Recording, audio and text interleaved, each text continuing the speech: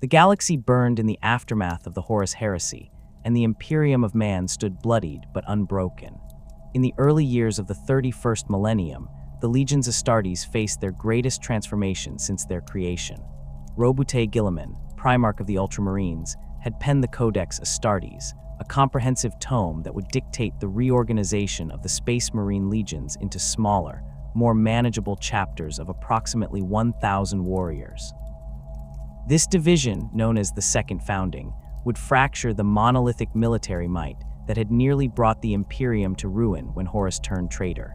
For Rogel Dorn and his Imperial Fists Legion, this decree represented a fundamental challenge to everything they had fought to preserve. Dorn initially resisted Guilliman's reforms with characteristic stubbornness. The Praetorian of Terra had stood vigil over the Emperor's palace during the darkest hours of the Siege of Terra, and the thought of dividing his legion seemed a betrayal of the unity that had kept humanity alive. Yet even Dorn recognized the political necessity of compliance.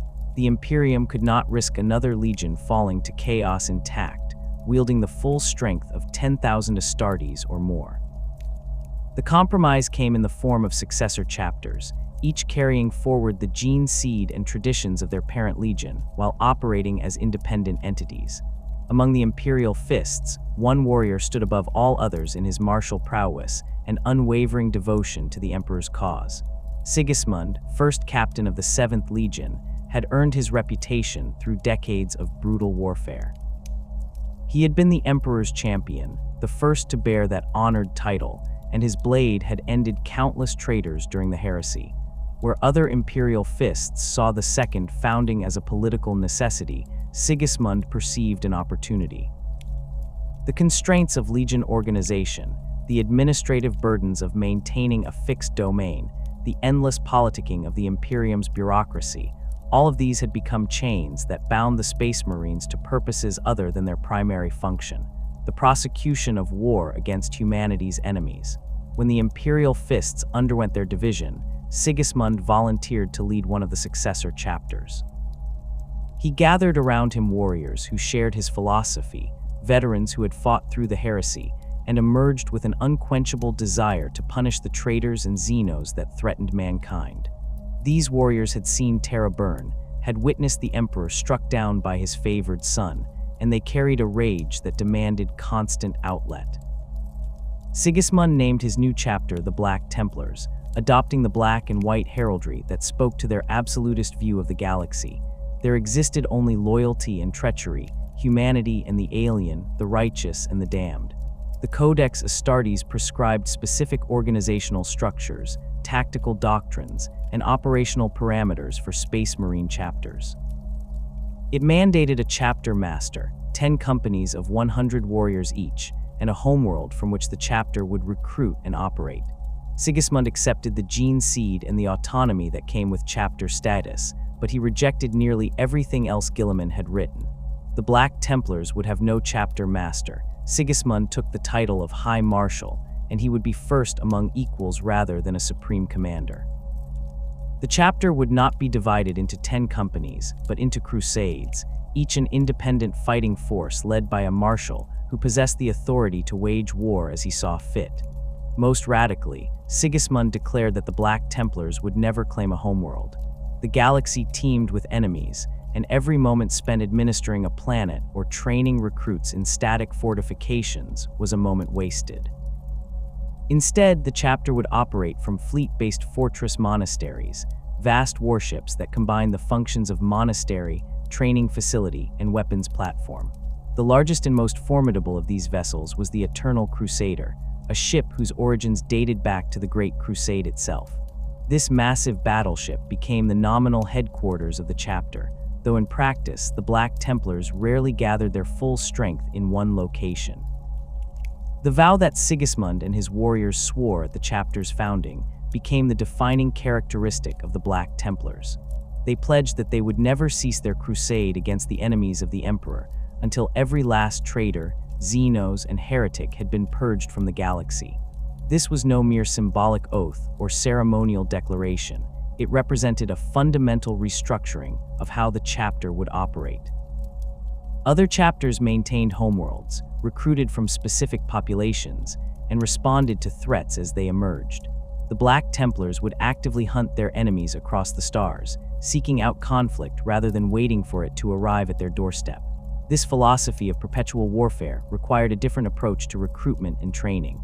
The Black Templars established recruitment rights on dozens of worlds scattered throughout imperial space, but they claimed none of these planets as their own. When a crusade fleet passed through a system with suitable candidates, they would take a tithe of young warriors and move on.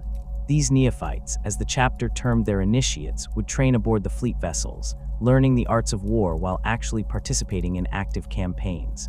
Where other chapters might spend years or even decades preparing their scouts before allowing them to don power armor, the Black Templars believed that warriors were forged in combat, not in training cages. The structure of a crusade fleet varied depending on its mission and the marshal who commanded it. Some crusades numbered only a few dozen warriors, operating from a single strike cruiser and specializing in rapid response to emerging threats. Others grew to encompass hundreds of Black Templars, supported by entire flotillas of warships and capable of prosecuting full-scale planetary invasions. The chapter maintained no central authority that dictated where these crusades would travel or what objectives they would pursue. Each marshal determined his own path, following rumors of Zeno's incursions, responding to calls for aid from imperial worlds, or simply striking out into unexplored regions of space in search of new enemies to destroy. This decentralized structure meant that the Black Templars existed in a state of constant violation of the Codex Astartes' mandated chapter strength. Guilliman had specified 1,000 battle brothers per chapter specifically to prevent any single commander from wielding the power of a legion. The Black Templars, scattered across hundreds of crusade fleets and operating with minimal coordination between them, likely exceeded this number significantly.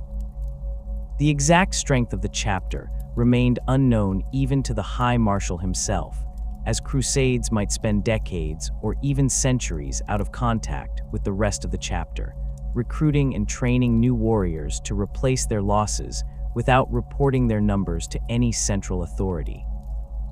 The Adeptus Terra and the Inquisition viewed this arrangement with suspicion, but the Black Templars' fanatical loyalty to the Emperor and their constant prosecution of wars in his name made it difficult to challenge their methods. The chapter had found a loophole in the Codex Astartes through their organizational structure. They were not a single chapter of more than 1,000 warriors, but rather dozens of independent crusades that happened to share gene seed and heraldry.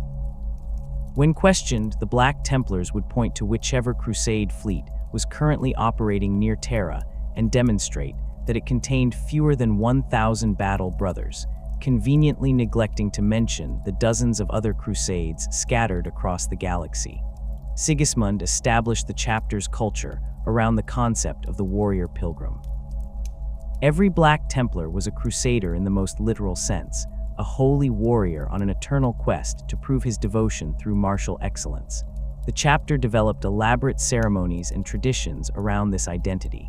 Neophytes swore crusade vows upon their initiation, pledging to accomplish specific deeds before they could be elevated to full battle brother status. Veterans took additional vows, binding themselves to ever more challenging objectives. Some warriors swore to slay a specific enemy champion, others to reclaim a lost relic or cleanse a particular world of Zeno's taint. The fortress monastery concept that the Black Templars pioneered required significant modifications to traditional Space Marine warships. The Eternal Crusader and other chapter vessels incorporated extensive training facilities, gene seed repositories, armories vast enough to equip entire companies, and chapels where the chapter's chaplains could lead their brothers in worship of the Emperor. These ships became self-sufficient communities capable of operating independently for decades without resupply from imperial sources. The Black Templars maintained forge facilities aboard their largest vessels, allowing them to manufacture their own ammunition, weapons, and even power armor components. The chapter's rejection of librarians set them apart from nearly every other Space Marine chapter, where most chapters valued the psychic abilities of their librarians for battlefield support and divination. The Black Templars viewed any use of psychic powers with deep suspicion. Sigismund had fought against the Thousand Sons during the heresy, had seen how easily sorcery could corrupt even the most loyal warriors, and he refused to allow psychers to serve within his chapter. The Black Templars recruited no librarians, maintained no librarium, and relied instead on their chaplains for spiritual guidance.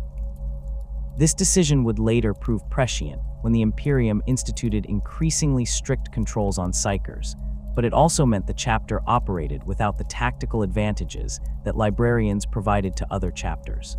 The early Crusades established patterns that would define the chapter for the next 10,000 years. Black Templar fleets ranged far beyond the borders of the Imperium, striking into regions where imperial authority existed only in name. They hunted orc warbands through the wilderness space beyond the Segmentum Pacificus, purged genestealer cults from hive worlds before the Tyranids were even recognized as a distinct Xenos threat, and waged brutal wars against the Eldar Corsairs who raided imperial shipping lanes. The chapter developed a reputation for ferocity that exceeded even the already fearsome standards of the Adeptus Astartes. Black Templars did not negotiate with Xenos, did not take traitors prisoner for interrogation, and showed no mercy to any who stood against the Imperium. The position of High Marshal represents the supreme authority within the Black Templars, though the title carries different connotations than the chapter master rank found in Codex-compliant chapters. Where a chapter master rules from a fortress monastery on a homeworld, surrounded by advisors and administrative apparatus, the High Marshal commands from the bridge of the Eternal Crusader, leading the largest and most prestigious crusade fleet in the chapter. The High Marshal does not micromanage the dozens of independent crusades scattered across the galaxy, nor does he issue detailed strategic directives to every marshal under his nominal command. Instead, he serves as the living embodiment of Sigismund's vision, the warrior whose example inspires all other Black Templars to greater acts of devotion and martial prowess. Succession to the position of High Marshal follows no codified process. The Black Templars maintain no formal hierarchy beyond the recognition that some warriors have proven themselves more capable than others through their deeds. When a High Marshal falls in battle or succumbs to age, the marshals of the various crusade fleets convene if possible, though the vast distances involved often make such gatherings impractical. The warrior who has demonstrated the greatest combination of tactical brilliance, personal combat ability, and unwavering faith typically assumes the mantle. This selection process has occasionally led to disputes, resolved through ritual combat or by the judgment of the chapter's chaplains, who serve as the keepers of tradition and doctrine. Sigismund himself commanded the Black Templars for over 1,000 years, an unprecedented tenure made possible by the life-extending effects of space marine physiology and the preservation technologies available to the Adeptus Astartes. He finally met his end during the First Black Crusade, when Abaddon the Despoiler led the forces of chaos in their first major offensive since the Horus Heresy. Sigismund fought the Warmaster of Chaos in single combat aboard a space hulk, and though the aging champion managed to wound Abaddon significantly, the Despoiler's demonic power ultimately proved superior. Sigismund died as he had lived, with his blade in his hand and the corpses of traitors piled around him. His death sent shockwaves through the chapter, but it also reinforced the fundamental truth that even the greatest warriors eventually fall, and the crusade must continue regardless. The succession passed to a warrior whose name has been lost to the chapter's incomplete records, a common occurrence given the Black Templars' preference for action over documentation. The early High Marshals after Sigismund maintained his policies and expanded the chapter's crusade fleets, establishing the patterns of operation that would persist for millennia. One notable High Marshal, whose service occurred sometime in the 33rd millennium, led a massive crusade into the eastern fringe that reclaimed 17 systems from Orc control. Another commanded the Black Templars during the Age of Apostasy, when the Imperium nearly tore itself apart over the excesses of Goj Vander. The Black Templars remained largely aloof from the internal politics of that crisis, focusing instead on external threats while other imperial forces fought among themselves. The current High Marshal, Helbrecht, assumed command in the closing years of the 41st millennium. He earned his position through a series of brilliant campaigns against orc warbands in the Armageddon sector, where his tactical acumen and personal prowess caught the attention of his predecessor. Helbrecht embodies the qualities the chapter values most: absolute faith in the Emperor, contempt for the enemies of mankind, and a willingness to lead from the front regardless of personal risk. He wears the ceremonial armor of his office, ancient power armor dating back to the Great Crusade, and modified over millennia to incorporate the most advanced weapons technology available to the chapter. His blade, the sword of the High Marshals, has tasted the blood of countless Xenos and traitors across 10,000 years of warfare. Helbrecht commands from the Eternal Crusader, a vessel that defies easy classification within Imperial Navy terminology. The ship began its existence as a Gloriana-class battleship during the Great Crusade, one of the massive warships constructed to serve as flagships for the legions Astartes. Where most ships of its class were destroyed during the Heresy or fell into disrepair during the subsequent millennia, the Eternal Crusader has been continuously maintained and modified by the Black Templars. The vessel stretches nearly 20 kilometers from prow to stern, its hull bristling with weapon batteries, launch bays, and the Gothic architecture that characterizes Imperial warship design. The ship's interior contains entire city blocks worth of training halls, armories, chapels, and living quarters for the hundreds of Black Templars who serve aboard it at any given time. The organization of Crusade fleets represents the Black Templars' most significant deviation from Codex Astartes doctrine. A typical crusade consists of a marshal, his personal command squad, several fighting companies of varying sizes, and the supporting elements necessary to maintain an independent military force. The marshal possesses near absolute authority over his crusade's objectives and methods. He might receive suggestions or requests from the High Marshal, but no formal chain of command compels him to obey. This autonomy allows Black Templars to respond rapidly to emerging threats without waiting for approval from distant superiors, but it also means the chapter operates with minimal strategic coordination. Marshals rise from the ranks of the Sword Brethren, the chapter's veteran warriors who have proven themselves through decades or centuries of service. A marshal typically commands between 100 and 300 Black Templars, though some crusades grow significantly larger when pursuing particularly challenging objectives. The marshal's primary responsibilities involve identifying worthy targets, maintaining his fleet's combat readiness, and ensuring that his warriors remain focused on their crusade vows. He answers to no authority save the Emperor and his own conscience, though in practice most marshals maintain regular contact with the High Marshal and coordinate their efforts with nearby crusades when tactical situations demand it. Each crusade fleet operates from one or more warships, with the largest crusades commanding entire flotillas that rival the naval assets of some imperial sectors. A typical crusade might include a battle barge or strike cruiser as its flagship, supported by several escort vessels, transport ships, and supply craft. The Black Templars maintain one of the largest space marine fleets in the Imperium, a necessity given their scattered deployment and constant state of warfare. The chapter's forged ships produce ammunition and equipment. Their apothecarian vessels process gene seed and train new apothecaries, and their chaplain ships serve as mobile temples where the Emperor's divinity is preached to the faithful.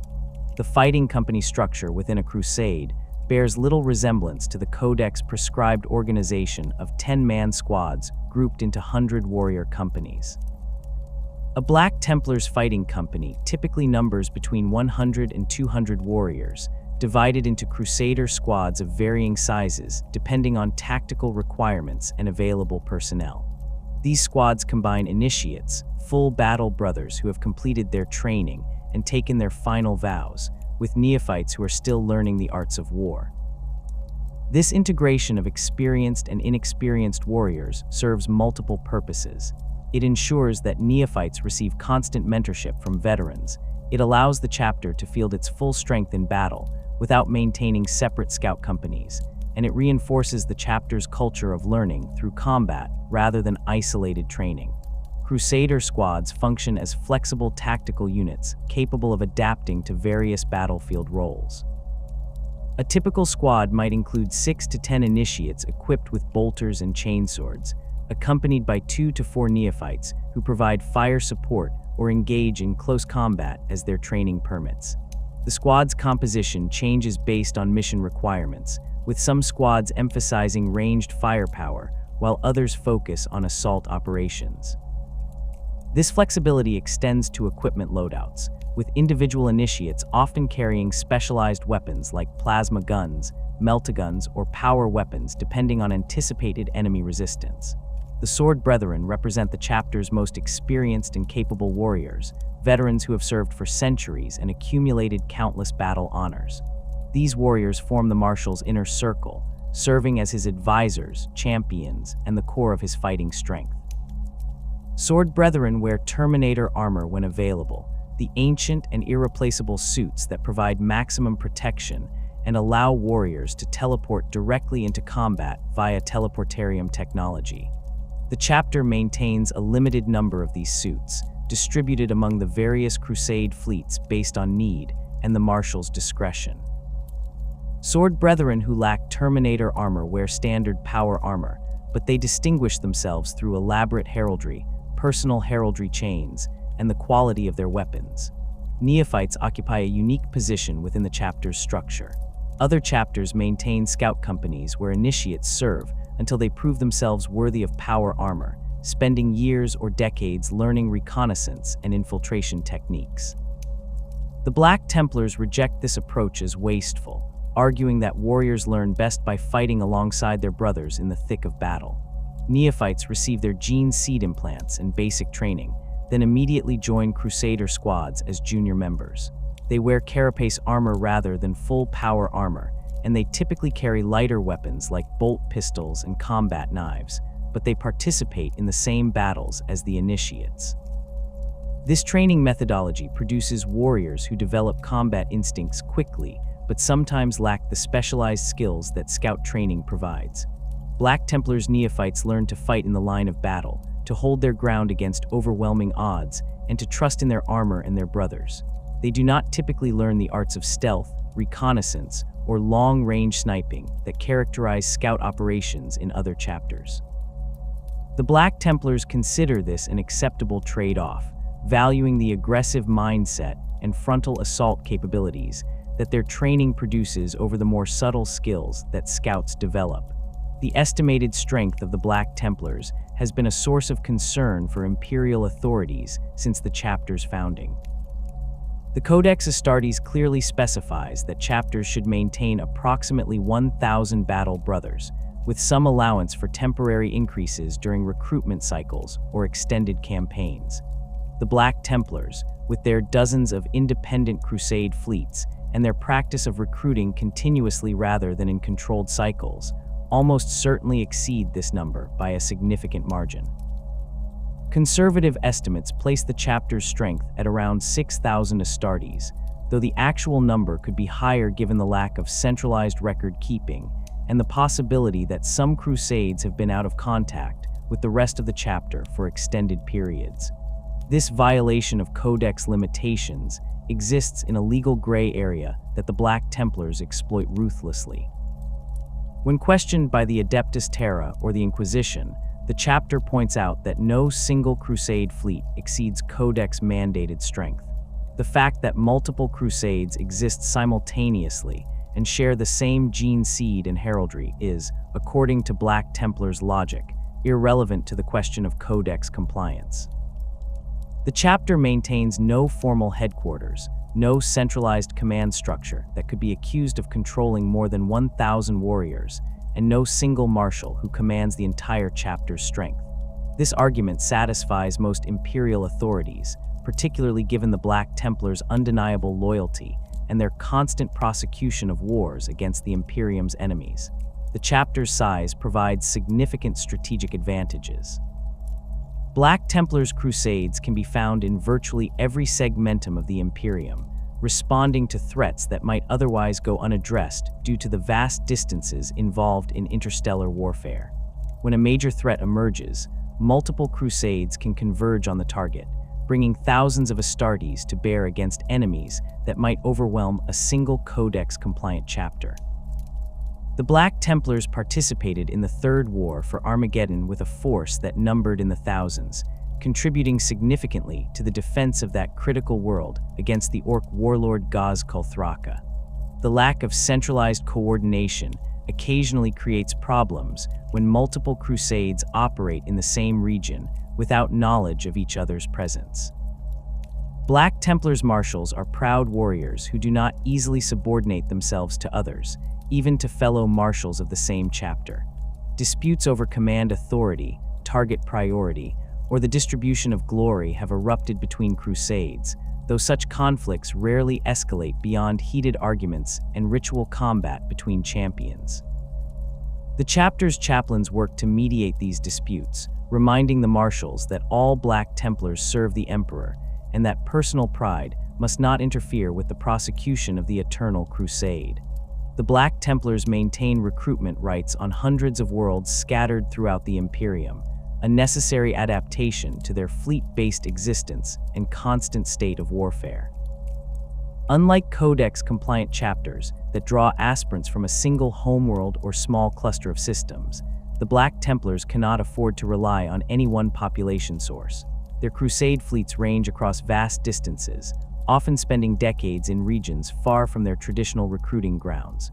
When casualties mount during extended campaigns, a crusade must be able to replenish its ranks from whatever suitable populations exist nearby. This pragmatic approach has led the chapter to establish tithe agreements with planetary governors, forge alliances with local military forces, and maintain relationships with imperial institutions that can identify promising candidates.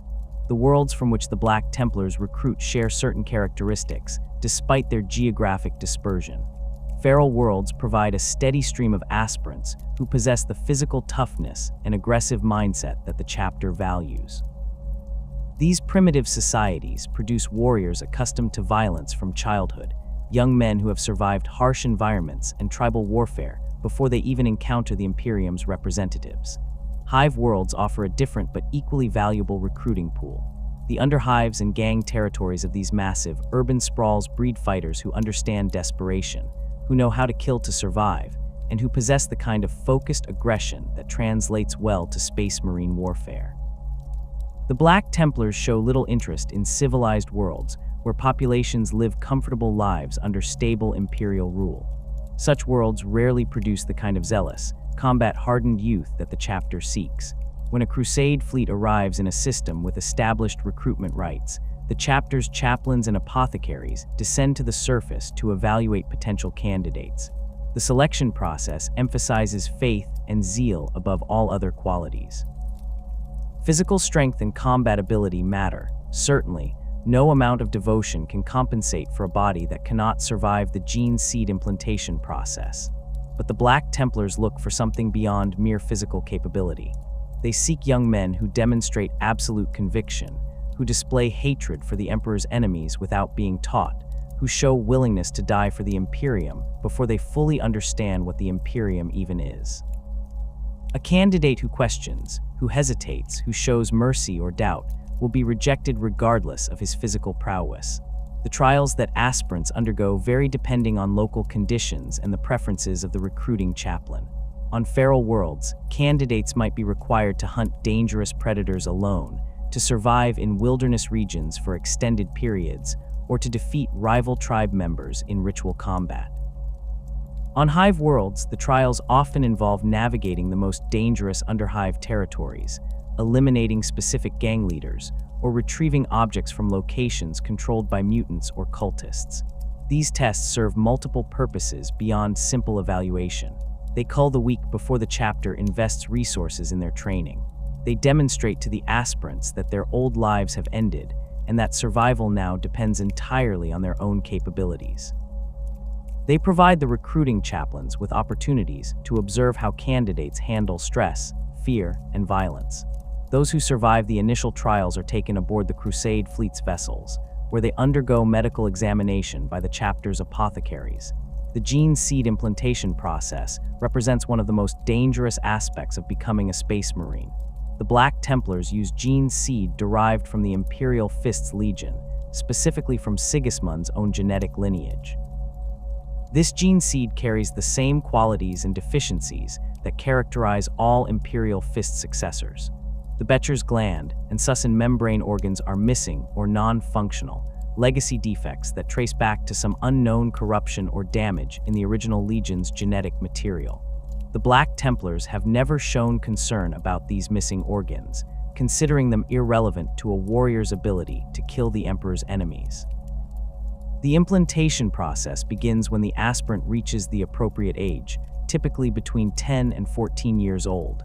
The apothecaries surgically implant the first organs, the secondary heart and the os medulla, and monitor the candidate's body for rejection or complications.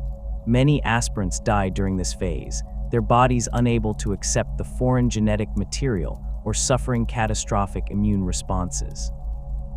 Those who survive proceed to receive additional organs over the following years: the biscopia that enhances muscle growth, the hemastamen that transforms their blood, the Laramens organ that provides rapid clotting, and others. Each implantation carries risk, and the attrition rate remains high throughout the process. The Black Templars accept these losses as necessary, believing that only the strongest and most faithful deserve to become Astartes.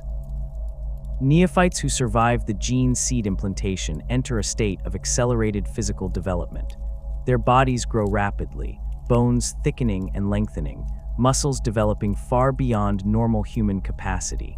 They undergo psychological changes as well, as the gene seed alters brain chemistry and enhances aggression, pain tolerance, and learning capacity. The neophytes train constantly during this period, learning to control their transforming bodies while absorbing the basic skills they will need in combat. They practice with bolt pistols and combat knives, study imperial doctrine and chapter history, and participate in training exercises that simulate battlefield conditions. The Black Templars reject the extended scout phase that other chapters employ.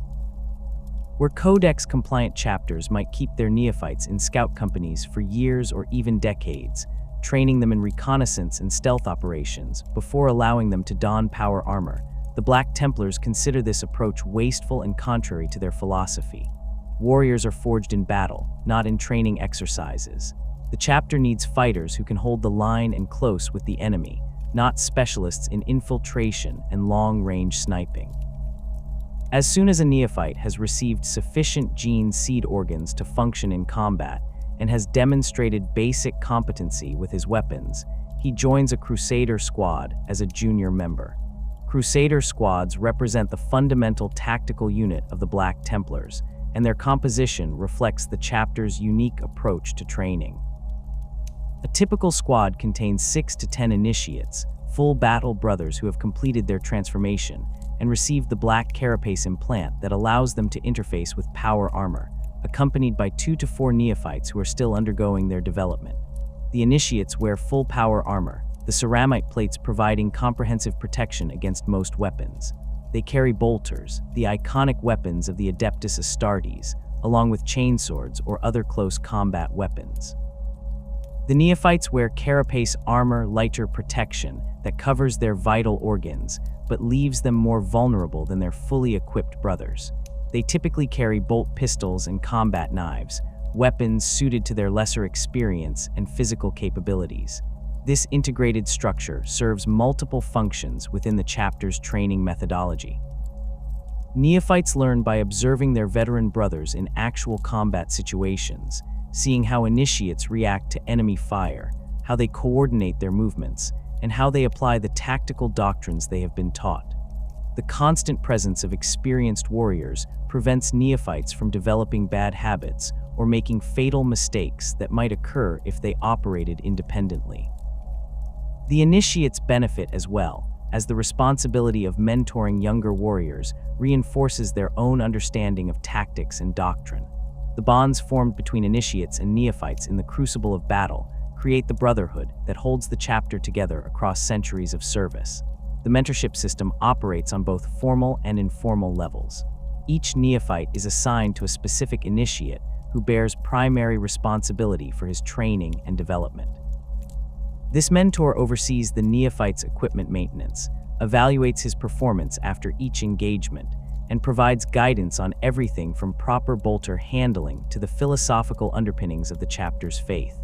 The relationship between mentor and student often becomes the strongest bond a Black Templar forms during his service, surpassing even the connections between squad members or the loyalty owed to a marshal. A mentor who loses his neophyte in battle bears a mark of shame, while a neophyte who fails his mentor's teachings dishonors not only himself, but the initiate who vouched for him. Combat doctrine for Crusader squads emphasizes aggressive forward movement and the application of overwhelming force at the point of contact. The initiates advance under fire, their power armor shrugging off small arms fire while they close to effective bolter range. The neophytes follow behind or to the flanks, providing supporting fire with their bolt pistols and moving to exploit opportunities created by the initiate's assault. When the squad closes to melee range, the initiates engage with chainswords and other close combat weapons, while the neophytes support with their combat knives or target isolated enemies. This approach places neophytes in constant danger, exposing them to enemy fire and forcing them to function under the extreme stress of combat. The Black Templars consider this acceptable, even necessary. A neophyte who cannot survive his first battles does not deserve to become an initiate. The progression from neophyte to initiate marks the most significant transition in a Black Templar's service. This advancement occurs only after the neophyte has received all of his gene seed organs, including the black carapace that allows neural interface with power armor. The carapace implantation represents the final and most dangerous stage of the transformation process. The organ grows throughout the warrior's torso and limbs, creating interface points that will connect to power armor's neural sensors. Many neophytes die during or shortly after this procedure, their bodies finally succumbing to the accumulated stress of years of genetic modification. Those who survive must then prove themselves worthy of elevation through trials of faith and combat achievement. The specific requirements for advancement vary between crusades and even between individual squads, as the Black Templars maintain no standardized testing protocol. A neophyte must typically demonstrate mastery of his weapons, showing that he can maintain and operate his equipment without supervision. He must prove his faith through devotion to the Emperor and adherence to the chapter's doctrines. Most importantly, he must accomplish some feat of arms that marks him as worthy of joining the ranks of the initiates. This might involve slaying a particularly dangerous enemy, holding a position against overwhelming odds, or recovering a fallen brother's gene seed under fire. The neophyte's mentor evaluates his readiness and presents him to the squad's senior initiate or to the castellan who commands their fighting company. The elevation ceremony itself combines religious ritual with martial tradition. The neophyte kneels before a chaplain, who recites prayers to the emperor and reminds the aspirant of his duties to the chapter and the imperium. The neophyte swears his final vows, pledging to prosecute the eternal crusade until death claims him, to show no mercy to traitors and xenos, and to uphold the traditions established by Sigismund. The chaplain anoints the new initiate with sacred oils and presents him with his power armor, ancient suits that have been worn by generations of Black Templars and bear the scars of countless battles.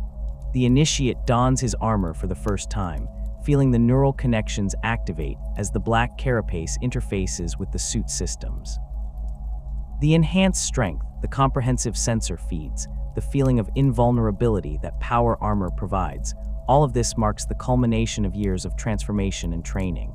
New initiates receive their bolters during the same ceremony, the weapons that symbolize full membership in the Adeptus Astartes. These are not newly manufactured guns, but weapons with their own histories, bolters that previous initiates carried into battle and that now pass to a new generation. The chapter maintains extensive armories aboard its fleet vessels, storing equipment for thousands of warriors and preserving weapons that date back to the Great Crusade. An initiate might receive a bolter that Sigismund himself once fired, or a chainsword that claimed traitor heads during the Horus Heresy.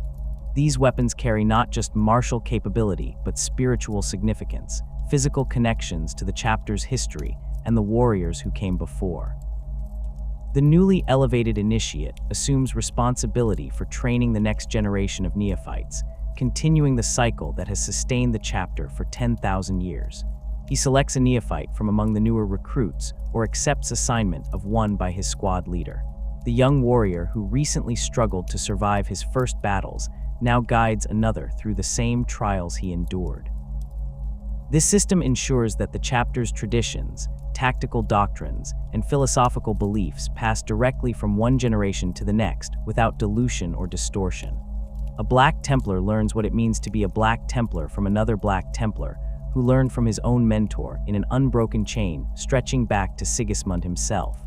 The training methodology produces warriors with specific strengths and weaknesses compared to Astartes from other chapters. Black Templars excel at frontal assaults, close quarters combat, and operations that require absolute determination in the face of overwhelming opposition. They learn to fight in the line of battle, to trust in their armor and their brothers, and to never retreat regardless of casualties or tactical disadvantage. This makes them formidable opponents in conventional warfare and particularly effective in urban combat or boarding actions, where their aggressive tactics and fearless advance overwhelm defenders.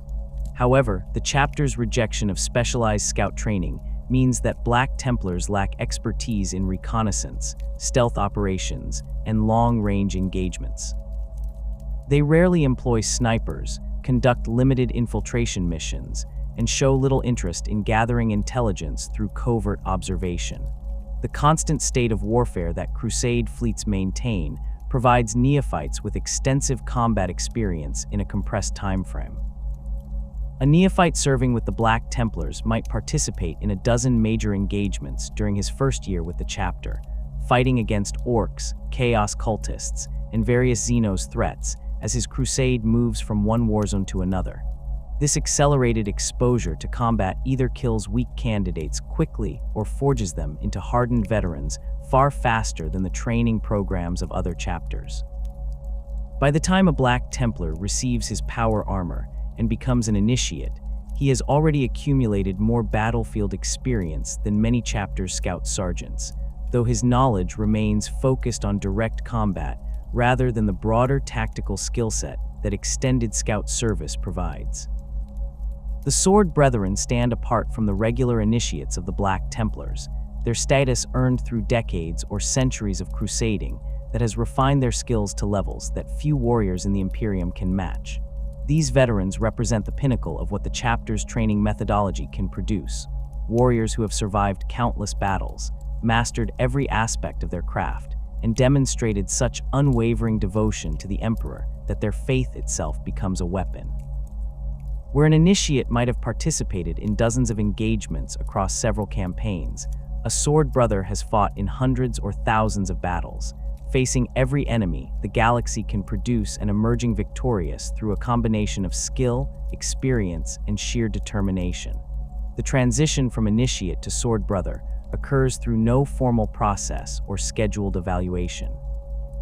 The Black Templars maintain no promotion boards, no standardized tests of competency, and no bureaucratic procedures for advancement. Instead, a warrior earns recognition as a sword brother through the accumulation of deeds that speak for themselves. An initiate who consistently demonstrates exceptional combat prowess, who survives engagements that kill his brothers, who accomplishes objectives that seem impossible, and who maintains absolute faith through trials that would break lesser warriors. Such a warrior eventually attracts the attention of his marshal and the Crusade's chaplains. The recognition comes not through official announcement, but through gradual acknowledgement by other veterans, who begin to treat the warrior as an equal rather than a subordinate. Combat ability alone does not suffice for elevation to the Sword Brethren.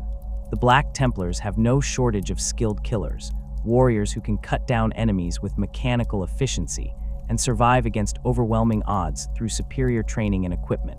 What distinguishes a sword brother is the combination of martial excellence with leadership capability and spiritual devotion. These warriors serve as exemplars for the entire crusade, living embodiments of the chapter's ideals.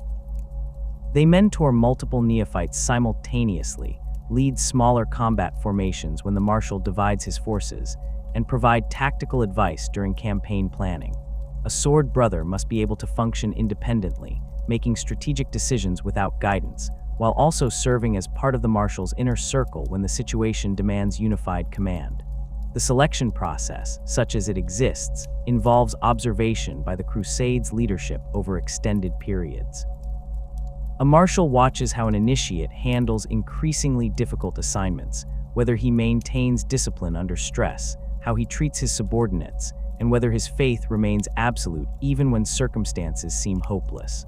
The chaplains evaluate the warrior's spiritual development, testing his knowledge of chapter doctrine and his understanding of why the Black Templars fight. They look for signs of doubt, hesitation, or the kind of independent thinking that might lead a warrior to question orders or the righteousness of the crusade. A warrior who shows such weakness, regardless of his combat record, will never join the Sword Brethren. When a marshal determines that an initiate has proven himself worthy, the candidate undergoes a vigil before the reclusiam, the sacred chapel space maintained aboard every Black Templar's vessel.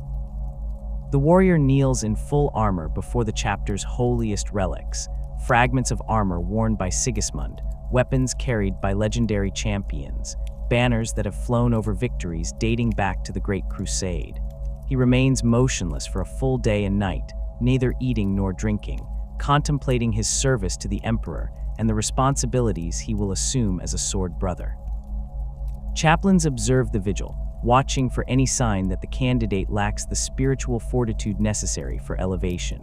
Some warriors fail during this trial, their bodies collapsing from exhaustion or their minds breaking under the psychological pressure of absolute stillness while wearing full power armor. Those who complete the vigil face judgment by the marshal and the senior chaplains of the crusade. The candidate recounts his most significant battles, explaining not just what he did, but why he made specific tactical decisions and how his actions served the emperor's will. The chaplains question him extensively about chapter doctrine, the history of the Black Templars, and the philosophical foundations of the Eternal Crusade.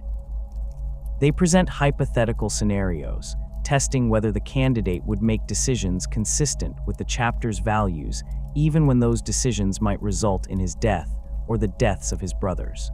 The interrogation can last for hours, with the chaplains probing for any weakness or uncertainty that might indicate the candidate is not ready for elevation. If the marshal and chaplains judge the candidate worthy, he joins the Sword Brethren in a ceremony that combines religious ritual with the practical business of war. The new sword brother swears additional oaths, binding himself to serve as the marshal's champion, to uphold the chapter's honor against all challengers, and to accept death before allowing the crusade's sacred relics to fall into enemy hands. He receives new armor, often a suit of tactical dreadnought plate if the crusade possesses sufficient Terminator armor to equip another warrior. These ancient suits, commonly called Terminator armor, provide protection far superior to standard power armor and mount weapons capable of destroying enemy vehicles or slaughtering infantry formations. The thick ceramite plates can withstand direct hits from anti-tank weapons, and the suit's teleportarium compatibility allows Sword Brethren to deploy directly into the heart of enemy positions via teleportation.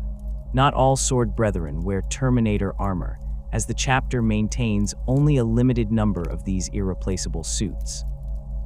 Those who cannot be equipped with tactical dreadnought plate continue wearing power armor, but they distinguish themselves through elaborate heraldry and personal modifications that mark their veteran status. They add chains to their armor, each link representing a campaign or significant battle. They paint personal heraldry on their shoulder plates, displaying the honors they have earned and the enemies they have slain. Their weapons receive similar treatment, with purity seals, oath papers, and kill markings covering every available surface. A Sword Brother's appearance tells the story of his service, allowing other Black Templars to read his accomplishments at a glance. The weapons that Sword Brethren carry represent the finest equipment available to the chapter. Master-crafted bolters with enhanced accuracy and reliability, power swords whose disruption fields can cleave through armor plate, thunder hammers that generate devastating kinetic impacts, storm shields that project protective force fields. These and other specialist weapons are distributed among the Sword Brethren based on tactical requirements and individual preference. The chapter's artificers maintain workshops aboard the fleet vessels where they produce and repair these weapons, but many of the arms carried by Sword Brethren date back centuries or millennia, relics that have been passed down through generations of veterans. A Sword Brother might carry a power sword forged during the Great Crusade, its blade having tasted the blood of traitors at the Siege of Tara itself. The Sword Brethren serve multiple roles within a crusade's organizational structure. They form the Marshal's household guard, a permanent retinue of warriors who accompany him into battle and protect him from enemy champions or assassination attempts. When the Marshal leads an assault personally, his Sword Brethren deploy alongside him, forming a spearhead that punches through enemy lines and creates opportunities for the rest of the crusade to exploit. These veterans possess sufficient experience and tactical acumen to function as independent commanders when the Marshal divides his forces for multiple simultaneous operations. A Sword Brother might lead a strike force of several Crusader squads on a flanking maneuver while the main body engages the enemy frontally, or command a boarding party during void warfare operations. The role of assault specialist comes naturally to warriors who have spent decades perfecting the art of close-quarters combat. Sword Brethren excel at breaching fortified positions, clearing space hulks, and eliminating enemy commanders in their command centers. They deploy via teleportation when equipped with Terminator armor, materializing directly inside enemy strongpoints and overwhelming defenders before they can react. Those without Terminator suits use drop pods, boarding torpedoes, or simple frontal assault to reach their targets, relying on their superior skills and equipment to overcome whatever resistance they encounter. The sight of Sword Brethren advancing through enemy fire, their armor absorbing hits that would kill normal humans, their weapons cutting down anyone who stands against them, has broken the morale of countless enemy formations throughout the chapter's history. The responsibility for bearing the chapter's most sacred relics falls primarily to the Sword Brethren. Every crusade maintains a collection of holy artifacts, fragments of Sigismund's armor, weapons carried by legendary champions, banners that have flown over famous victories, books containing the handwritten words of revered chaplains. These relics serve both spiritual and practical purposes. They remind the Black Templars of their heritage and the warriors who came before them, reinforcing the continuity that connects the current generation to Sigismund himself. They also provide tangible focuses for the chapter's faith, physical objects that warriors can venerate and draw strength from during difficult campaigns. The Sword Brethren who carry these relics into battle bear enormous responsibility, as losing such an artifact to the enemy would bring shame upon the entire crusade. Certain Sword Brethren achieve such renown that their names and deeds become part of chapter legend, stories told to neophytes during their training and invoked by chaplains during pre-battle sermons. These legendary figures established tactical doctrines, demonstrated new applications of equipment, or accomplished feats that seemed impossible even by the standards of the Codex Astartes. Their influence on chapter culture extends far beyond their own crusades, as word of their achievements spreads through the fleet network and inspires Black Templars across the galaxy to attempt similar acts of valor. One such legendary Sword Brother served during the War of the Beast in the 32nd millennium, when the largest orc invasion since the Great Crusade threatened to overwhelm the Imperium. This warrior, whose name appears in the chapter's records simply as Grimwald, led a boarding action against an orc attack moon, one of the massive space stations that the Greenskins had constructed to assault Terra itself. Grimwald and his squad of Sword Brethren teleported directly into the attack moon's reactor complex, fighting through hordes of orcs to plant melta charges on the critical systems. The mission succeeded, though Grimwald and all his brothers died when the reactor detonated. The attack moon's destruction disrupted the orc fleet's coordination at a crucial moment, contributing to the Imperium's eventual victory. The Black Templars still recount Grimwald's sacrifice as an example of how Sword Brethren must be willing to trade their lives for strategic advantage. Another famous Sword Brother, Gerhard, served during the Gothic War in the late 41st millennium when the forces of chaos launched a major offensive to seize the Blackstone fortresses.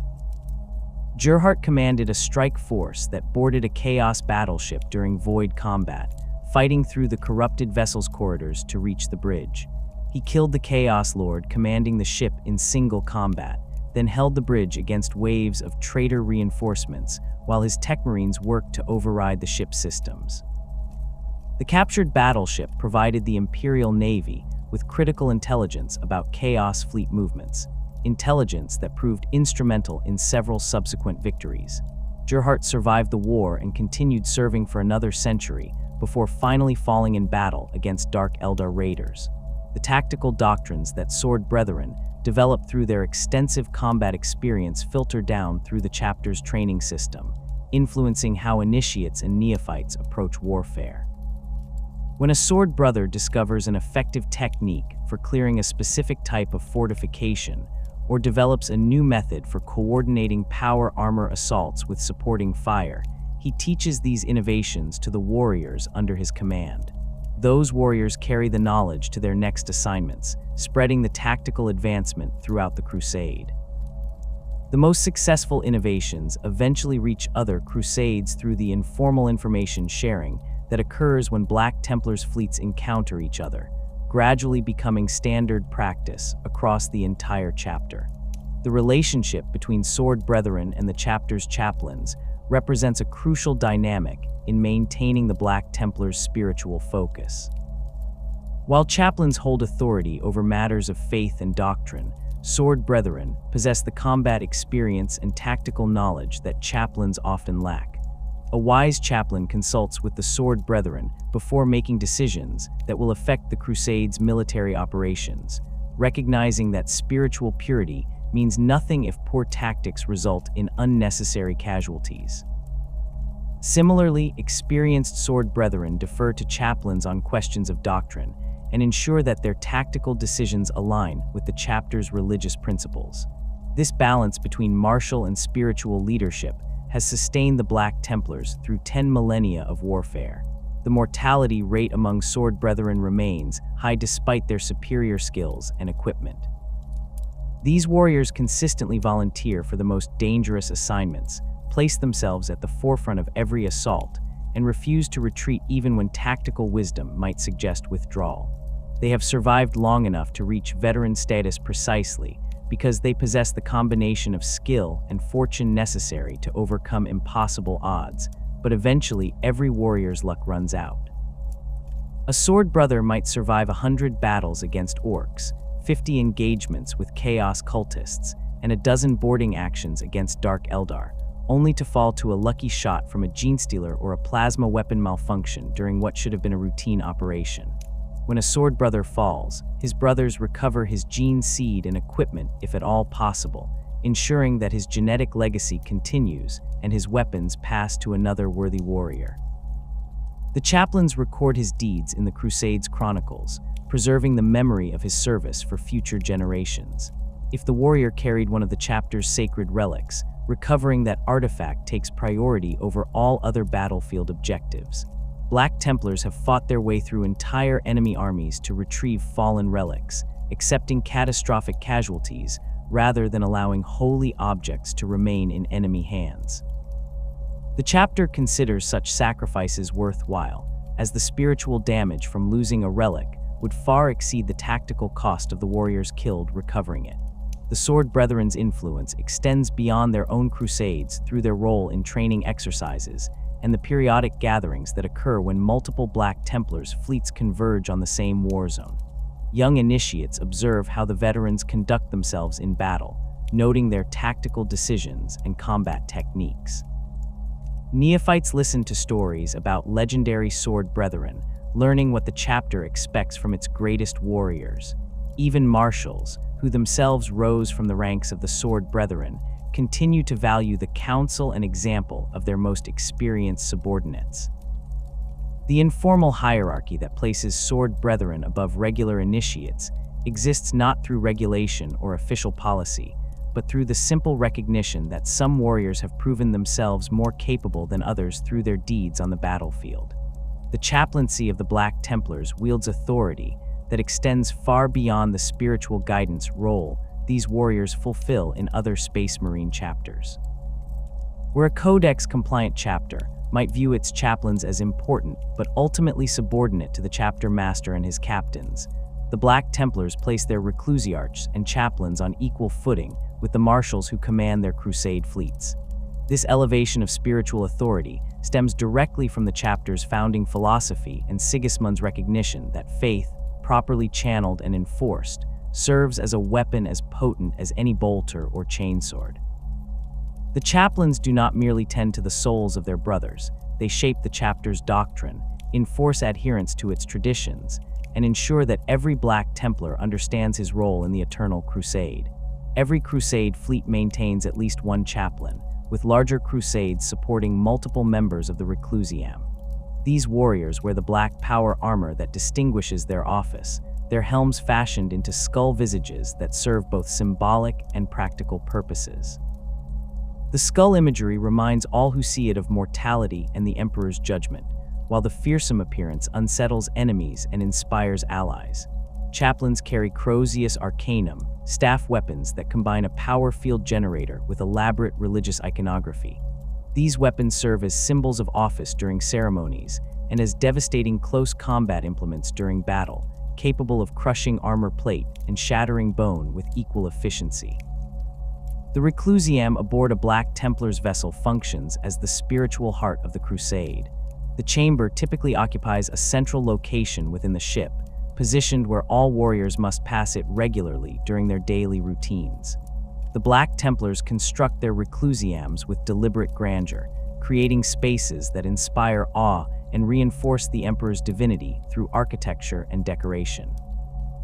Vaulted ceilings stretch high above the deck, covered in frescoes depicting the Emperor's victories during the Great Crusade and the martyrdom of loyal servants throughout imperial history.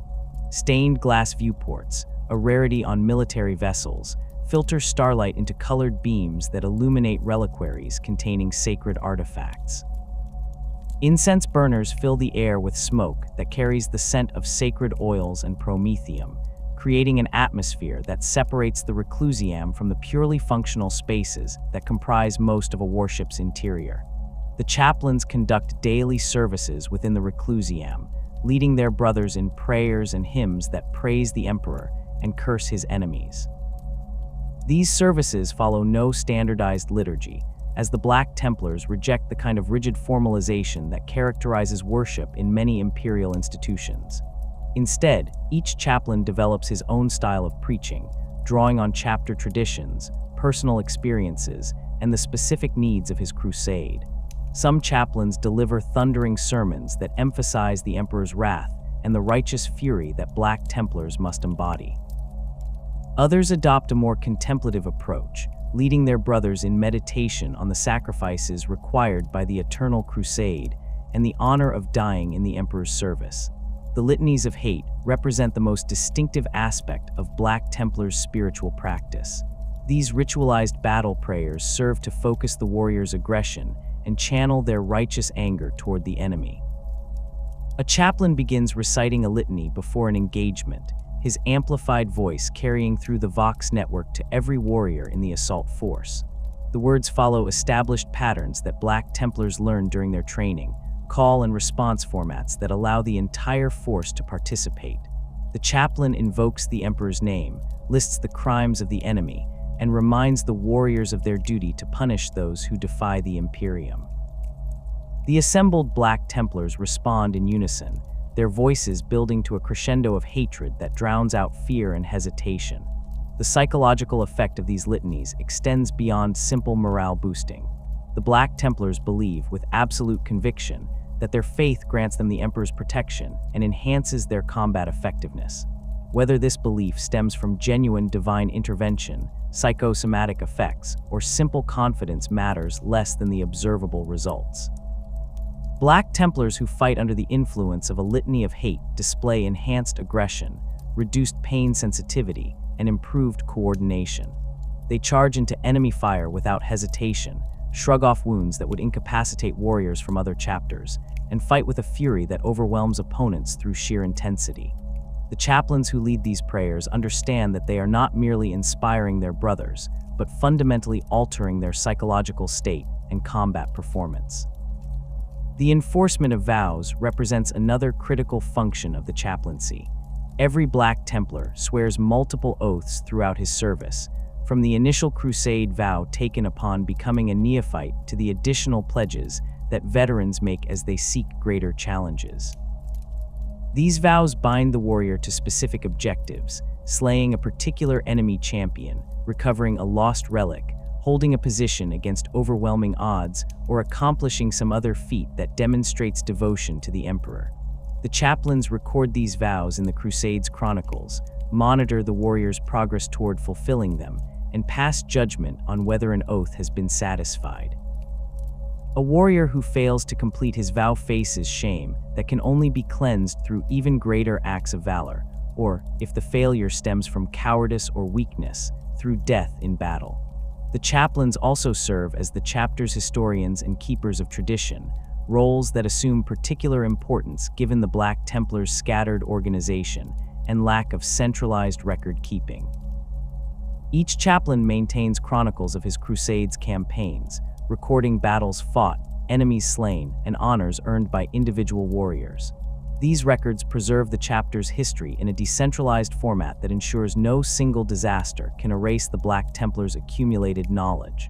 When Crusade fleets encounter each other, their chaplains meet to share information, compare their chronicles, and identify discrepancies that might indicate corruption of the historical record. This informal network of record keepers maintains the chapter's institutional memory across 10,000 years of continuous warfare. The identification of heresy and weakness among the battle brothers falls primarily to the chaplains, who possess the authority to investigate any warrior suspected of deviation from chapter doctrine. This responsibility requires constant vigilance, as the Black Templars operate in environments where chaos, corruption, Xeno's influence, and simple moral weakness constantly threaten to compromise the Crusade's spiritual purity. A chaplain observes how warriors conduct themselves during battle, whether they show appropriate hatred for the enemy, whether they hesitate when orders demand sacrifice, whether they express doubts about the righteousness of their cause. Any sign of weakness triggers investigation, with the chaplain questioning the suspect and examining his recent actions for evidence of corruption. The consequences for confirmed heresy or weakness vary depending on the severity of the offense. Minor failures, a moment of hesitation, an expression of doubt, insufficient zeal during combat might be addressed through additional training, assignment to penitent duties, or requirement to swear a particularly challenging vow. More serious offenses, such as questioning the emperor's divinity or showing mercy to Xenos, result in severe punishment. The warrior might be stripped of his honors, reduced in rank, or assigned to a penitent crusade where he must prove his faith through suicidal valor. The most extreme cases, where corruption appears to have taken root, or where the warrior's actions have endangered his brothers, end with execution.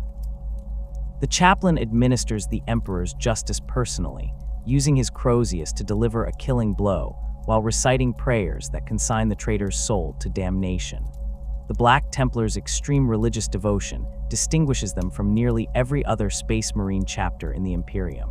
Most chapters view the Emperor as the greatest of men, a transcendent being whose achievements surpass normal human capability, but who remains fundamentally mortal rather than divine. They respect him as their creator and the architect of the Imperium. They follow his vision for humanity's future, but they do not worship him as a god. The Black Templars reject this perspective entirely. They believe that the Emperor is divine, that he sits upon the golden throne as a god who watches over humanity and judges the souls of the faithful. This theological position places them in alignment with the ecclesiarchy, the state church of the Imperium, rather than with their fellow Space Marines. This doctrinal divergence traces back to the chapter's founding and the influence of the Imperial Fist's culture. Rogel Dorn had always emphasized duty and loyalty above all other virtues, teaching his legion that service to the Emperor represented the highest calling a warrior could answer. Sigismund took this teaching and transformed it into something more intense, more absolute. He had seen the Emperor struck down by Horus, had witnessed the master of mankind reduced to a corpse maintained by arcane machinery. In that moment of supreme crisis, Sigismund chose to believe not that the Emperor had been defeated, but that he had ascended to a higher state of being, that his physical incapacitation represented a transformation rather than a tragedy. This interpretation allowed Sigismund to maintain his faith in the emperor's power and to justify the continuation of the crusade even after its original architect could no longer lead it. The chaplains propagate this theology through their sermons and teachings, ensuring that every generation of Black Templars receives the same doctrinal foundation. They emphasize the emperor's omniscience, his ability to see all that occurs throughout the Imperium and to judge the worthiness of every soul. They teach that the emperor rewards the faithful with strength in battle and grants his protection to those who serve him without question. They warn that the emperor punishes weakness, cowardice, and doubt with death and damnation. This worldview leaves no room for nuance or uncertainty. A warrior either serves the emperor with absolute devotion or he betrays everything the Imperium represents. The practical implications of this theology manifest in the Black Templars' cooperation with the Ecclesiarchy, an organization that most Space Marine chapters view with suspicion or outright contempt. The Ecclesiarchy preaches the imperial cult, the state religion that worships the emperor as the god-emperor of mankind. This doctrine developed during the millennia after the heresy, spread by religious figures who interpreted the emperor's sacrifice as proof of his divinity. The Ecclesiarchy grew into a massive institution that controls countless shrines, cathedrals, and holy sites throughout the Imperium, wielding significant political power and commanding the loyalty of billions of faithful citizens. Most Space Marines regard the Ecclesiarchy as a corrupt bureaucracy that has twisted the Emperor's secular vision into superstitious dogma, but the Black Templars see the organization as allies in spreading the truth of the Emperor's divinity. This alliance manifests in joint operations, where Black Templars fight alongside the Adeptus Sororitas, the militant arm of the Ecclesiarchy. The Sisters of Battle share the Black Templars' absolute faith in the Emperor's divinity and their willingness to prosecute wars of extermination against heretics and Xenos. The two organizations coordinate their efforts when their paths cross, with Black Templars providing heavy assault capability, while the Sororitas contribute their own specialized skills and equipment. The chaplains establish strong working relationships with the Ecclesiarchy's preachers and missionaries, sharing intelligence about heretical activity and coordinating responses to threats against the imperial cult's institutions. The chaplain's authority extends to overseeing crusade fleet operations alongside the marshal's military command. This dual leadership structure creates a system of checks and balances that prevents any single individual from wielding absolute power over a crusade. The marshal determines tactical and strategic objectives, decides where the fleet will travel and what enemies it will engage, and commands the warriors during actual combat operations. The chaplains evaluate whether these decisions align with chapter doctrine and the Emperor's will, ensure that the crusade maintains its spiritual purity, and possess the authority to countermand the marshal's orders if they believe those orders would compromise the crusade's faith. In practice, marshals and chaplains develop working relationships built on mutual respect, with each recognizing the other's expertise and authority in their respective domains. The senior chaplain within a crusade, often bearing the title of Reclusiarch, serves as the marshal's primary spiritual advisor. This warrior attends all command conferences, provides input on major strategic decisions, and evaluates the spiritual state of the crusade's warriors. The Reclusiarch possesses the authority to declare a crusade compromised if he believes corruption has taken root, a power that effectively allows him to override the marshal's command. This extreme measure has been invoked only rarely throughout the chapter's history, as most disputes between marshals and Reclusiarchs are resolved through discussion and compromise. When it does occur, the Reclusiarch typically calls for other crusades to converge on their position, bringing additional chaplains who can investigate the situation and render judgment. The Emperor's Champion represents a unique position within the chapter that exists outside the normal command structure, but carries immense spiritual authority. This warrior appears when a Black Templar receives visions of the Emperor before a major battle, dreams in which the Master of Mankind commands him to serve as his champion and strike down his enemies. The visions come unbidden and cannot be predicted or controlled. They might visit a veteran sword brother or a newly elevated initiate, a chaplain or a marshal.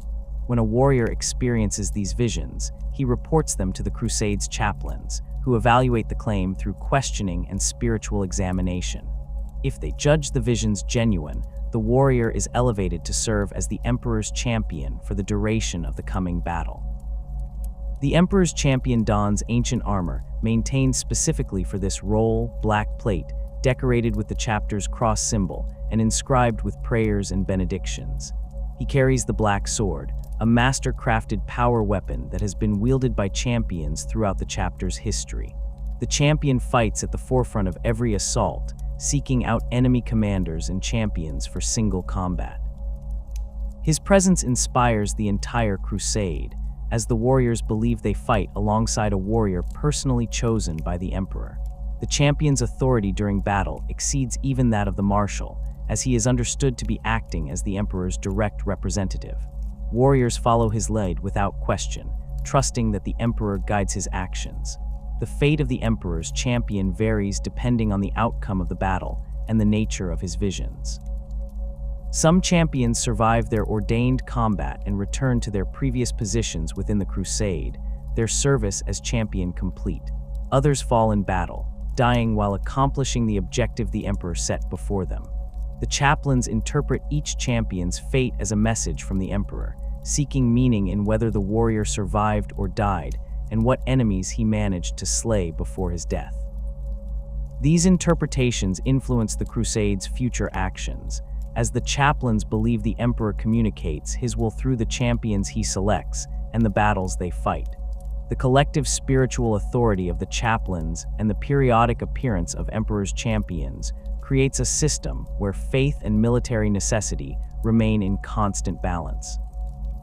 The marshals cannot pursue objectives that the chaplains judge spiritually unsound, while the chaplains cannot ignore tactical realities in favor of purely symbolic victories. This tension produces a chapter culture that values both martial excellence and religious devotion equally, refusing to sacrifice either for the sake of the other. The Black Templars fight with skill and tactical acumen that matches any chapter in the Imperium, but they do so while maintaining absolute faith that the Emperor watches their deeds and judges their worthiness. The chaplains lead assaults personally, fighting alongside their brothers rather than directing operations from secure command positions. A chaplain in battle becomes a focal point for the entire assault force, his black armor visible through the chaos of combat, his voice carrying over the Vox network as he recites litanies and exhorts the warriors to greater efforts.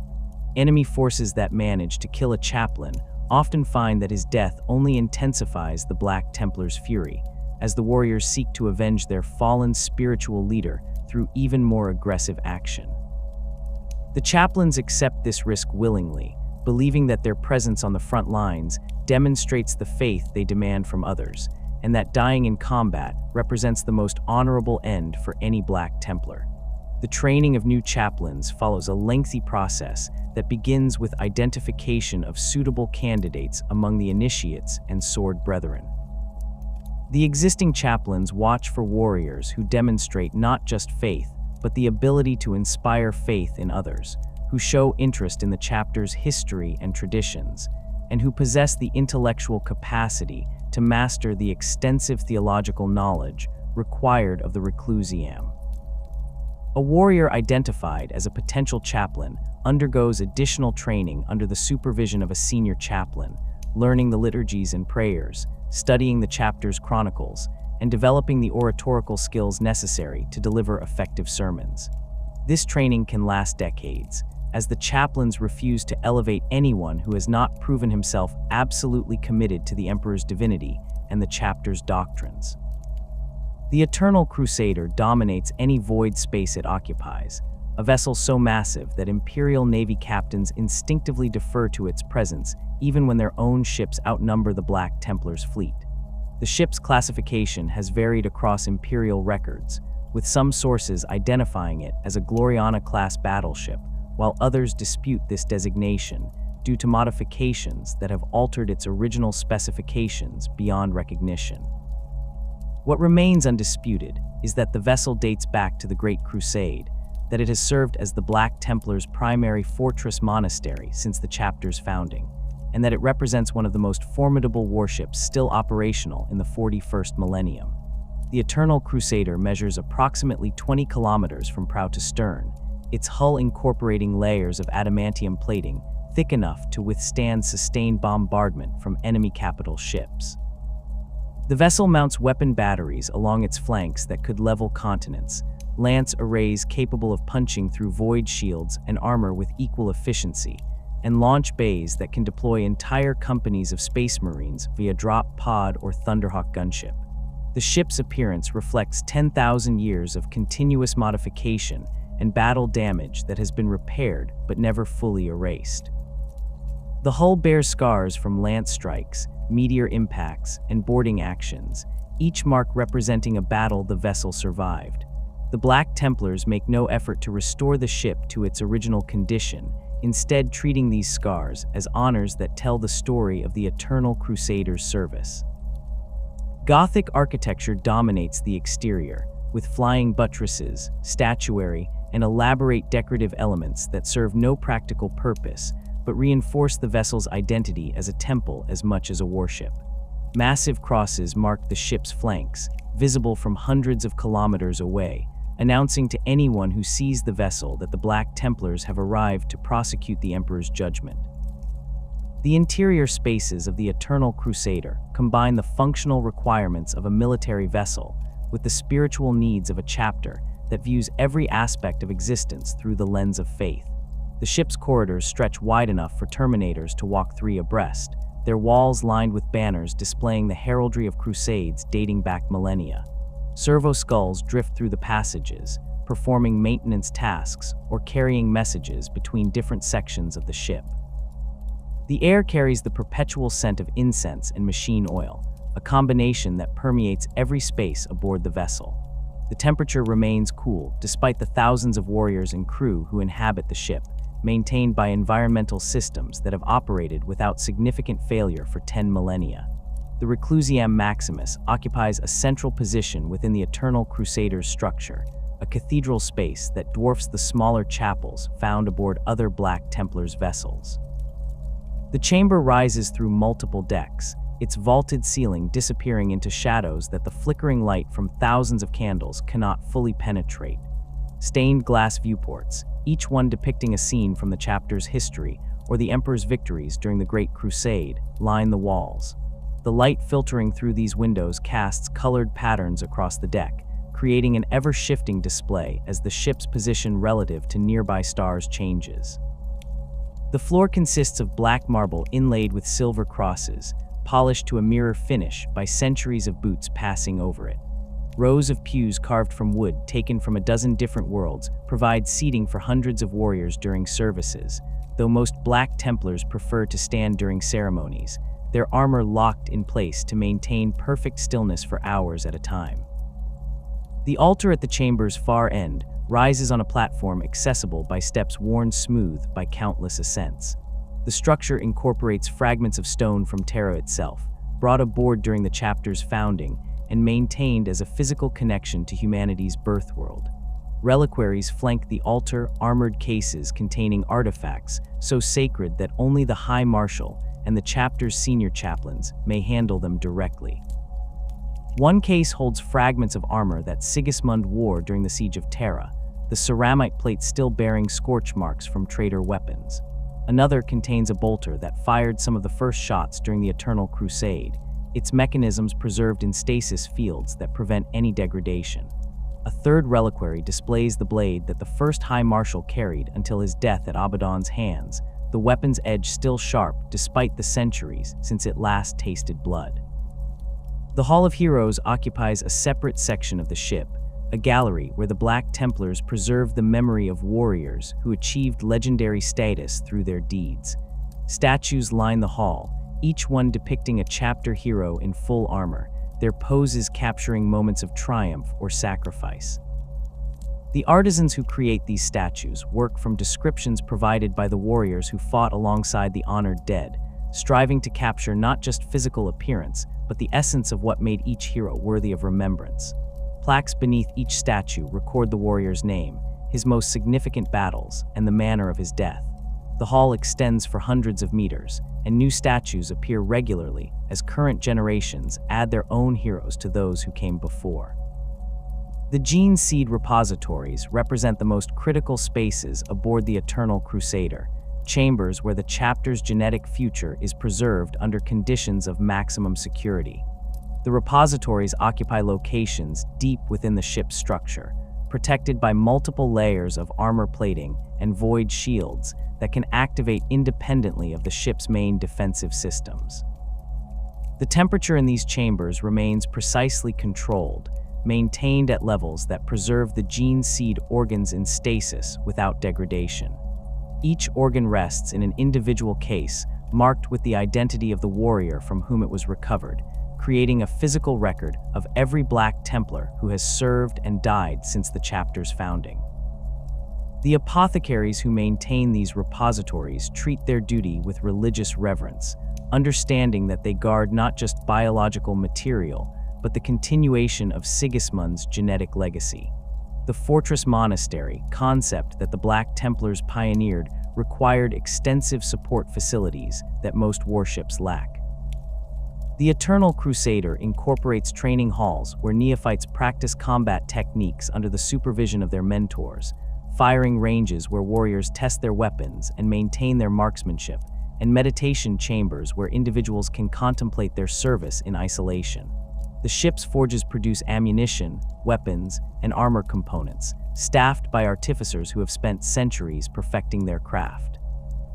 The apothecarian facilities rival those found on dedicated hospital ships, equipped to perform gene seed implantation, treat catastrophic injuries, and conduct the extensive surgeries required to transform human aspirants into space marines. The Eternal Crusader's armories contain equipment sufficient to outfit thousands of warriors, with weapons and armor stored in climate-controlled vaults that prevent corrosion or degradation. The chapter maintains suits of power armor dating back to the Great Crusade, ancient equipment that has been repaired and modified countless times, but retains its original core components. Terminator armor occupies special storage chambers, each suit representing an irreplaceable relic that receives constant maintenance from the artificers. The weapons vaults hold everything from standard bolters to exotic equipment like graviton guns, conversion beamers, and archaeotech devices, whose functions the chapter's techmarines barely understand, but maintain through ritual and careful observation. The ship's crew complements the Space Marine warriors, thousands of human serfs who handle the routine operations that keep a vessel of this size functional. These serfs come from families that have served the Black Templars for generations, their loyalty to the chapter absolute, and their skills honed through lifetimes of service.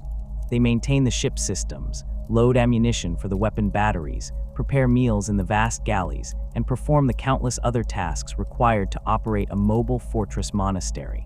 The serfs view their service as sacred duty, understanding that they support the Emperor's chosen warriors in their eternal crusade.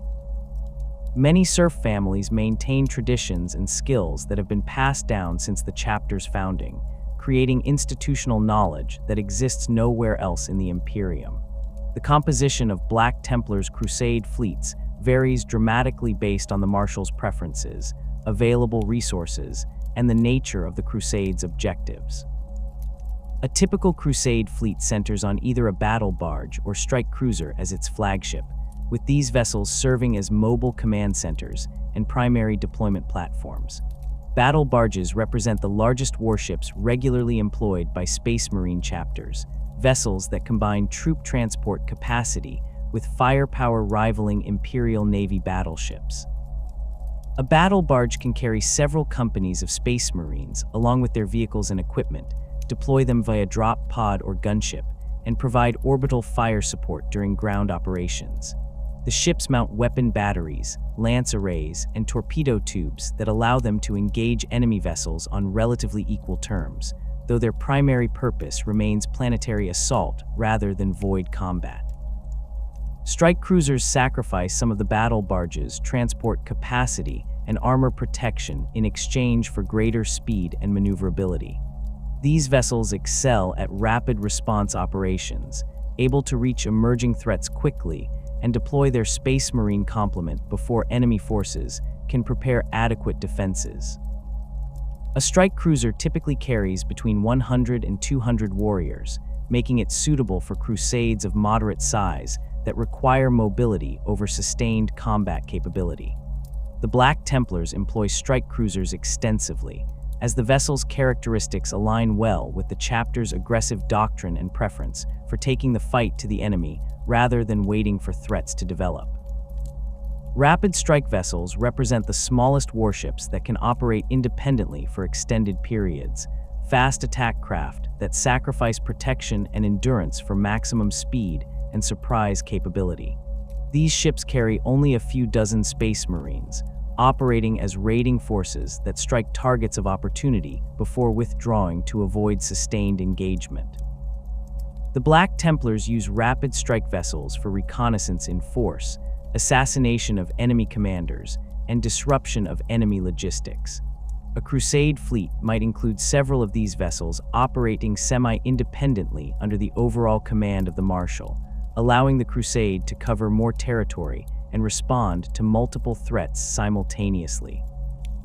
Support craft form the logistical backbone of every crusade fleet, vessels that lack the weapons and armor of dedicated warships, but provide essential services that allow the crusade to operate independently. Forged ships carry the manufacturing equipment and raw materials necessary to produce ammunition, weapons, and armor components, their holds filled with machine shops and foundries that operate continuously. Supply ships transport food, water, fuel, and other consumables required to sustain both the Space Marines and the thousands of human crew who serve aboard the fleet's vessels. Apothecarian ships provide medical facilities beyond what individual warships can accommodate, with operating theaters and recovery wards where injured warriors receive treatment. These support vessels typically remain in secure locations away from combat zones, protected by escort ships and only moving forward when the tactical situation permits. The Black Templars maintain one of the largest Space Marine fleets in the Imperium, a necessity given their scattered deployment across dozens of independent crusades and their rejection of any fixed base of operations. The chapter's total naval assets likely exceed those of several Codex-compliant chapters combined, though the distributed nature of these assets means that no single marshal commands more than a fraction of the chapter's total strength. This fleet size represents both a significant advantage and a constant logistical challenge. The advantages are obvious. The Black Templars can project power across the entire Imperium, respond to threats in multiple sectors simultaneously, and maintain continuous offensive operations without requiring extended periods of consolidation and resupply.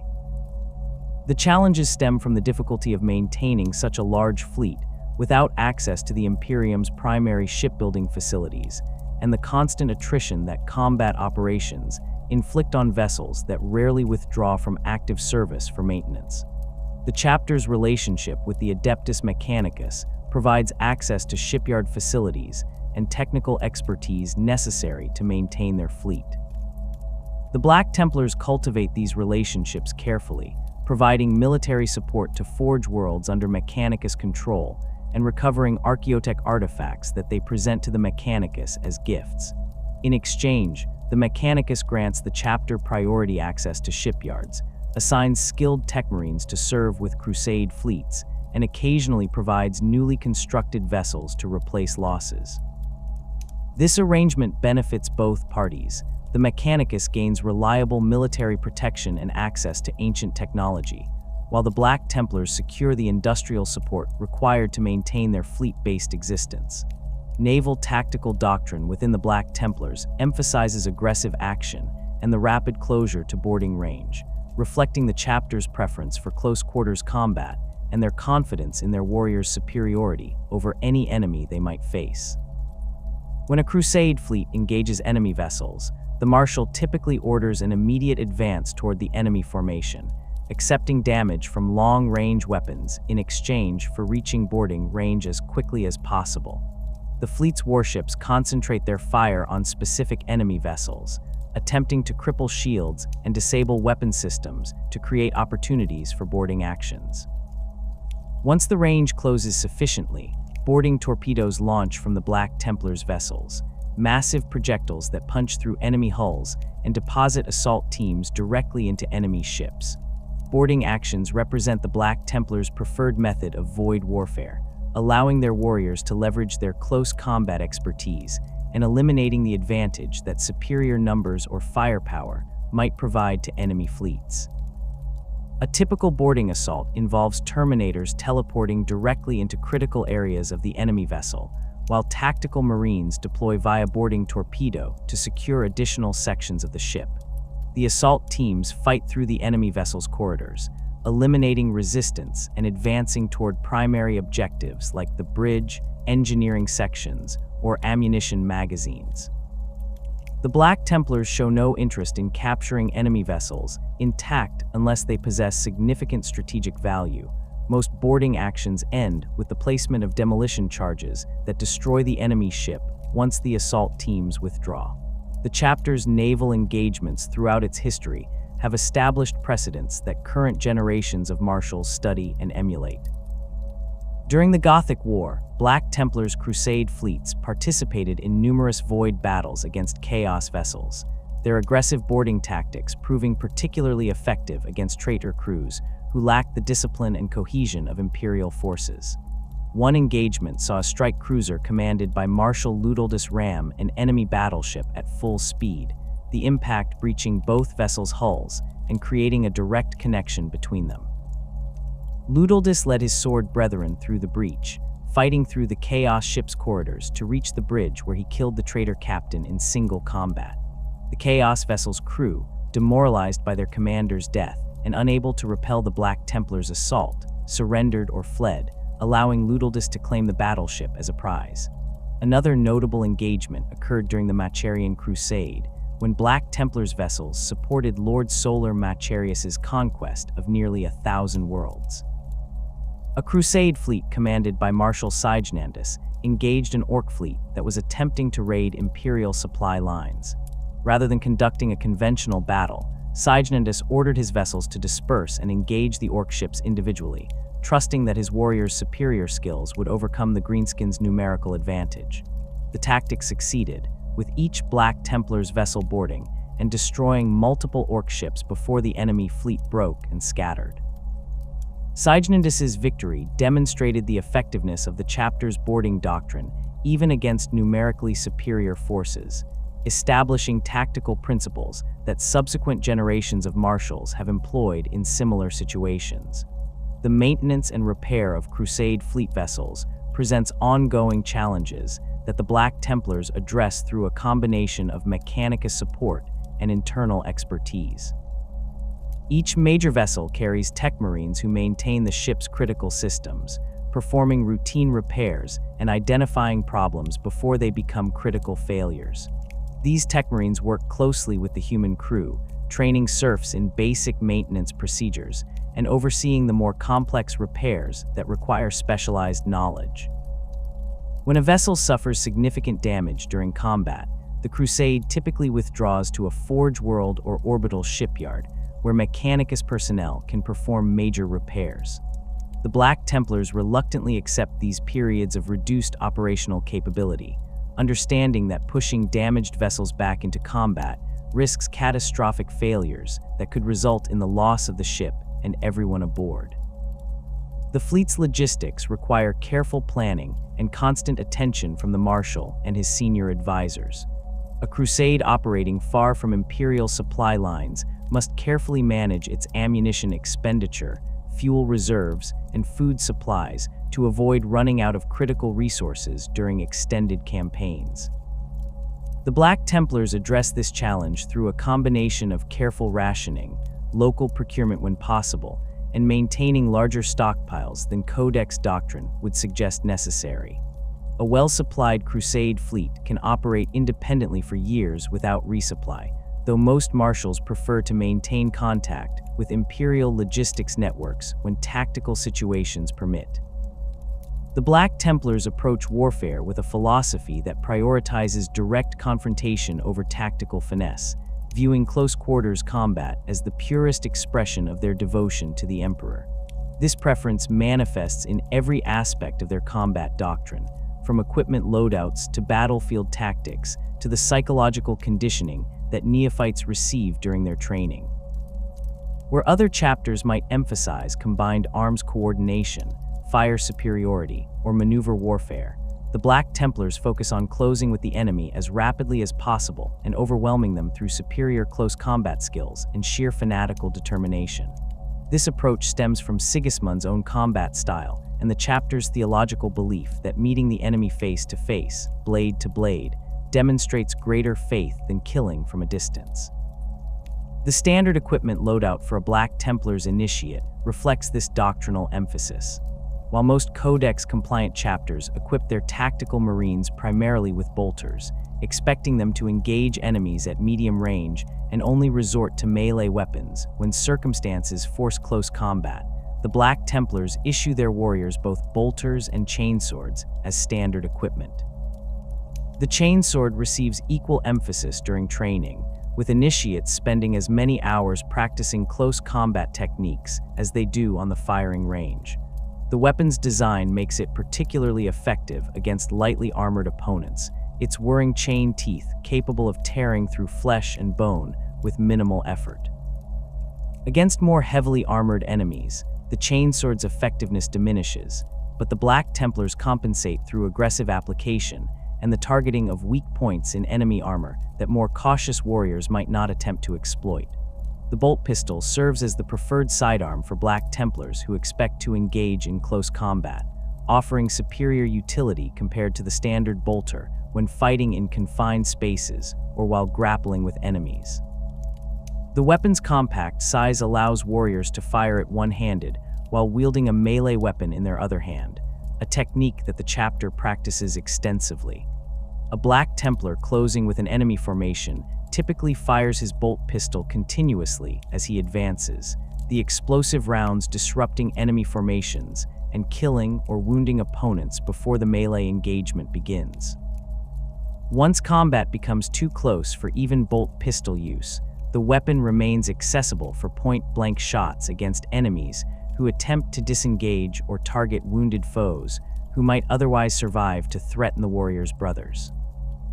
The combination of bolt pistol and chainsword has become so synonymous with Black Templars' combat doctrine that many imperial citizens who have witnessed the chapter in battle remember this image above all others: black armored warriors charging through enemy fire, bolt pistols barking in their left hands while chainswords rev in their right, closing the distance to their foes with terrifying speed and determination. The sight has broken the morale of countless enemy formations throughout the chapter's history, as defenders realize that the Space Marines advancing toward them have no intention of stopping to exchange fire at a safe distance, but instead mean to reach their positions and butcher them in close combat. Tactical withdrawal represents a concept that the Black Templars reject with such vehemence that suggesting it can result in censure from the Crusade's chaplains. The chapter views any retreat, regardless of tactical justification, as a failure of faith and a betrayal of the Emperor's trust. This absolute refusal to give ground stems from theological conviction rather than tactical ignorance. The Black Templars understand that withdrawing from an untenable position might preserve their forces for future engagements, but they believe that the Emperor demands they hold their ground regardless of cost. A warrior who retreats demonstrates doubt in the Emperor's protection and lacks the faith necessary to overcome impossible odds through sheer determination. The chapter's history contains countless examples of small forces holding positions against overwhelming enemy numbers, their refusal to retreat allowing them to accomplish objectives that any rational tactical analysis would have deemed impossible. This doctrine produces situations where Black Templars forces sustain casualties that other chapters would consider unacceptable, holding positions long after conventional military wisdom would dictate withdrawal.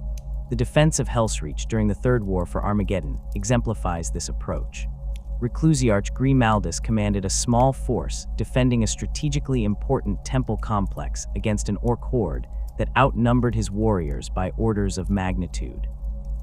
Standard doctrine would have suggested falling back to more defensible positions or calling for reinforcement before the orcs could mass their full strength.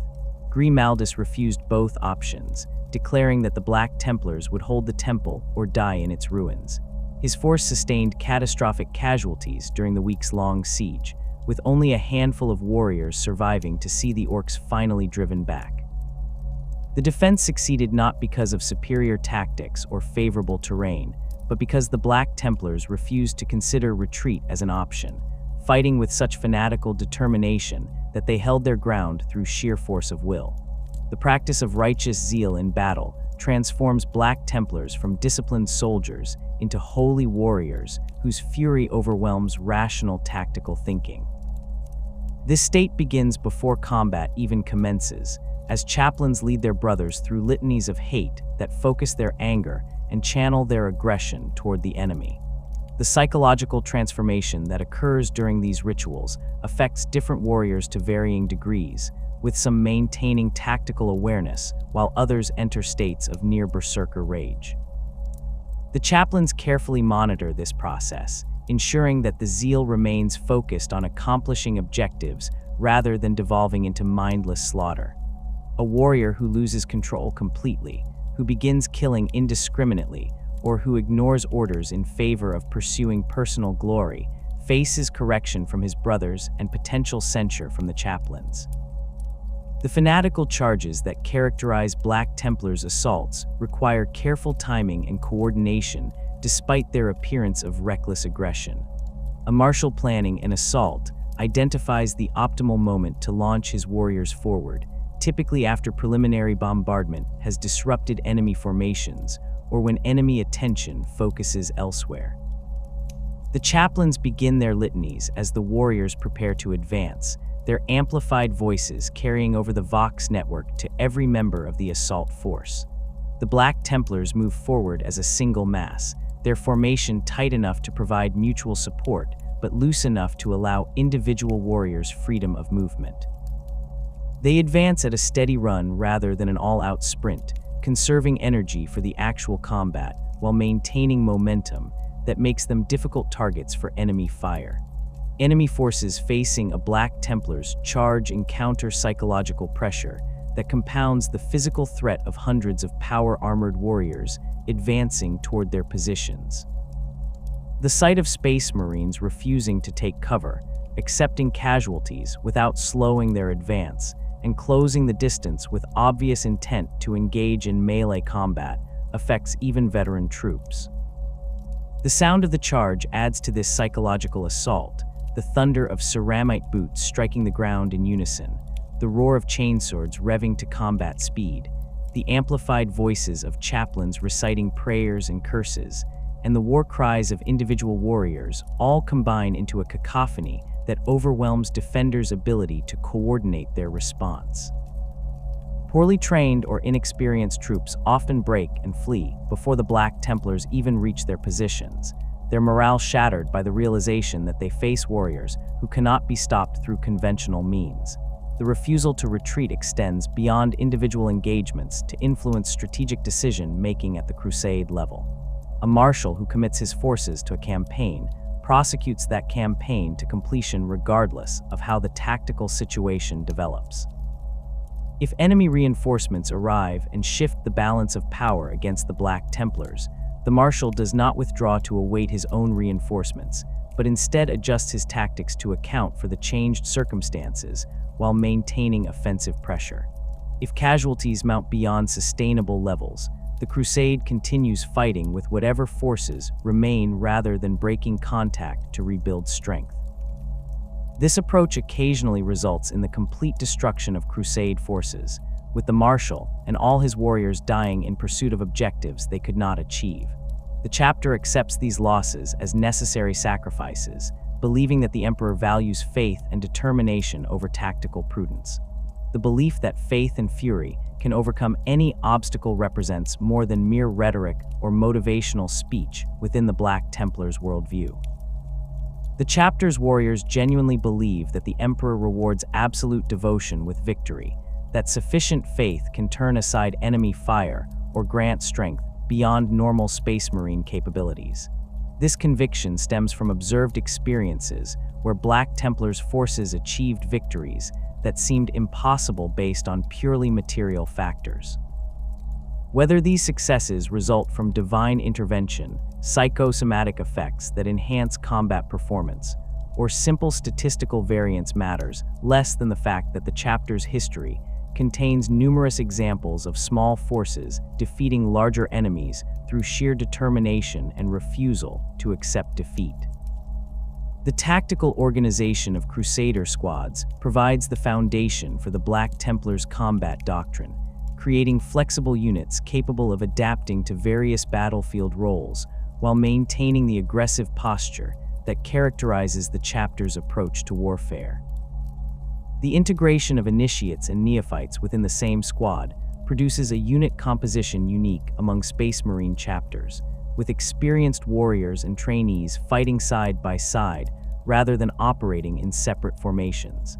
This structure allows Crusader squads to function across a broader range of tactical situations than the specialized squads found in Codex-compliant chapters. A single Crusader squad can provide fire support when necessary, conduct close assault when opportunities present themselves, or transition between these roles as battlefield conditions change.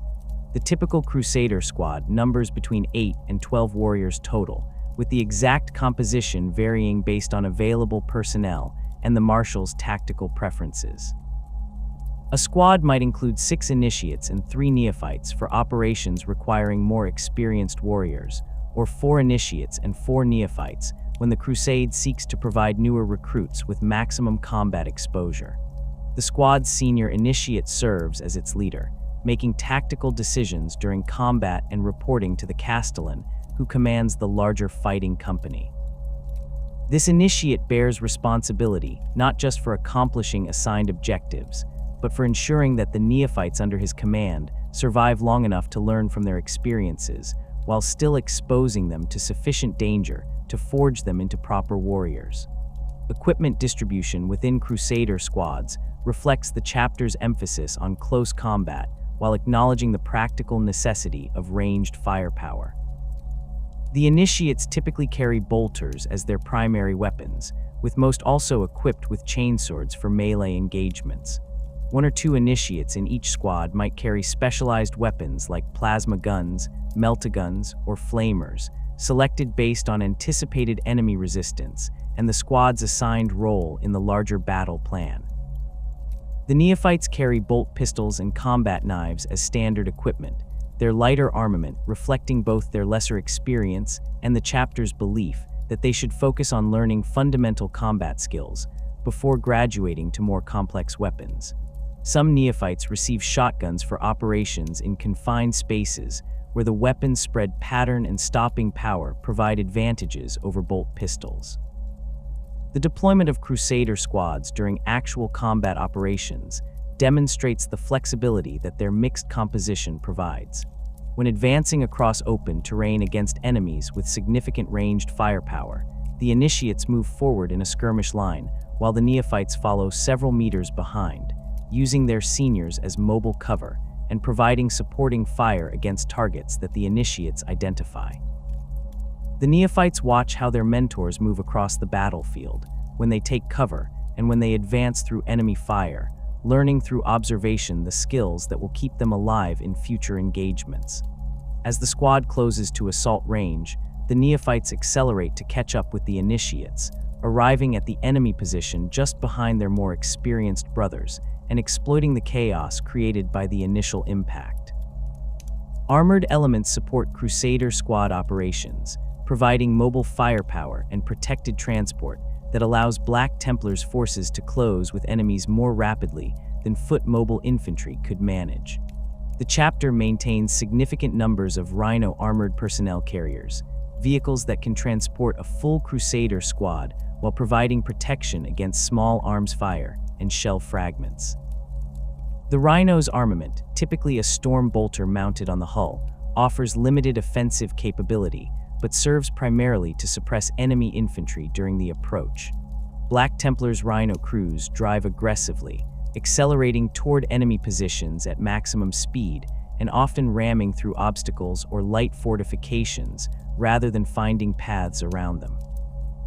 The vehicles deposit their passengers as close to the enemy as possible, sometimes driving directly into enemy formations before the squads dismount to begin their assault. Land raiders provide heavier armored support, massive tanks that combine troop transport capacity with firepower sufficient to engage enemy armor and fortifications.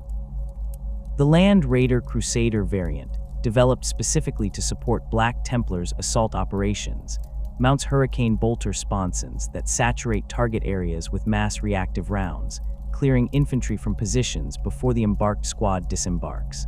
The vehicle's thick armor allows it to advance through fire that would destroy lighter vehicles, and its assault ramp deploys directly into close combat, allowing the squad inside to charge into melee immediately upon disembarking. The Black Templars employ land raiders as battering rams in the most literal sense, driving them through enemy lines to create breaches that following forces can exploit.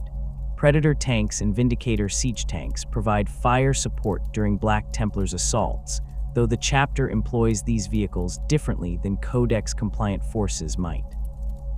Rather than positioning them in overwatch positions where they can provide sustained fire from secure locations, Black Templars' armor advances alongside the infantry, maintaining close proximity to the assault forces and engaging targets at relatively short ranges. Predators armed with lascannon sponsons target enemy vehicles and heavy weapons positions that threaten the advancing Crusader squads, while Vindicators fire their demolisher cannons at fortifications and infantry concentrations that might slow the assault's momentum. The armor crews accept significant risk by advancing so close to enemy positions, but the chapter considers this acceptable given the fire support benefits that proximity provides. Assault Marines, called Sword Brethren Assault Squads when they reach veteran status, represent the chapter's most mobile close combat specialists. These warriors wear jump packs that allow them to leap over obstacles and cover ground far more quickly than foot mobile infantry, arriving at enemy positions ahead of the main assault force and creating chaos that the following Crusader squads exploit. Black Templars Assault Marines typically equip themselves with chainswords and bolt pistols, though some carry power weapons or specialized close combat equipment when facing particularly dangerous enemies. The squads use their jump packs to bound from cover to cover during the approach, then launch themselves directly at enemy positions in the final moments before contact, landing among the defenders and beginning their slaughter before the enemy can react to their presence. The tactical employment of Assault Marines demonstrates the Black Templars' preference for overwhelming aggression over careful positioning. Rather than using their mobility to conduct flanking maneuvers or attack vulnerable rear areas, assault squads typically strike directly at the strongest point of enemy defenses, trusting that their sudden arrival and close combat prowess will break through positions that conventional assault might struggle to overcome. This approach produces high casualties among the Assault Marines, as they face concentrated fire during their approach and often find themselves outnumbered when they land.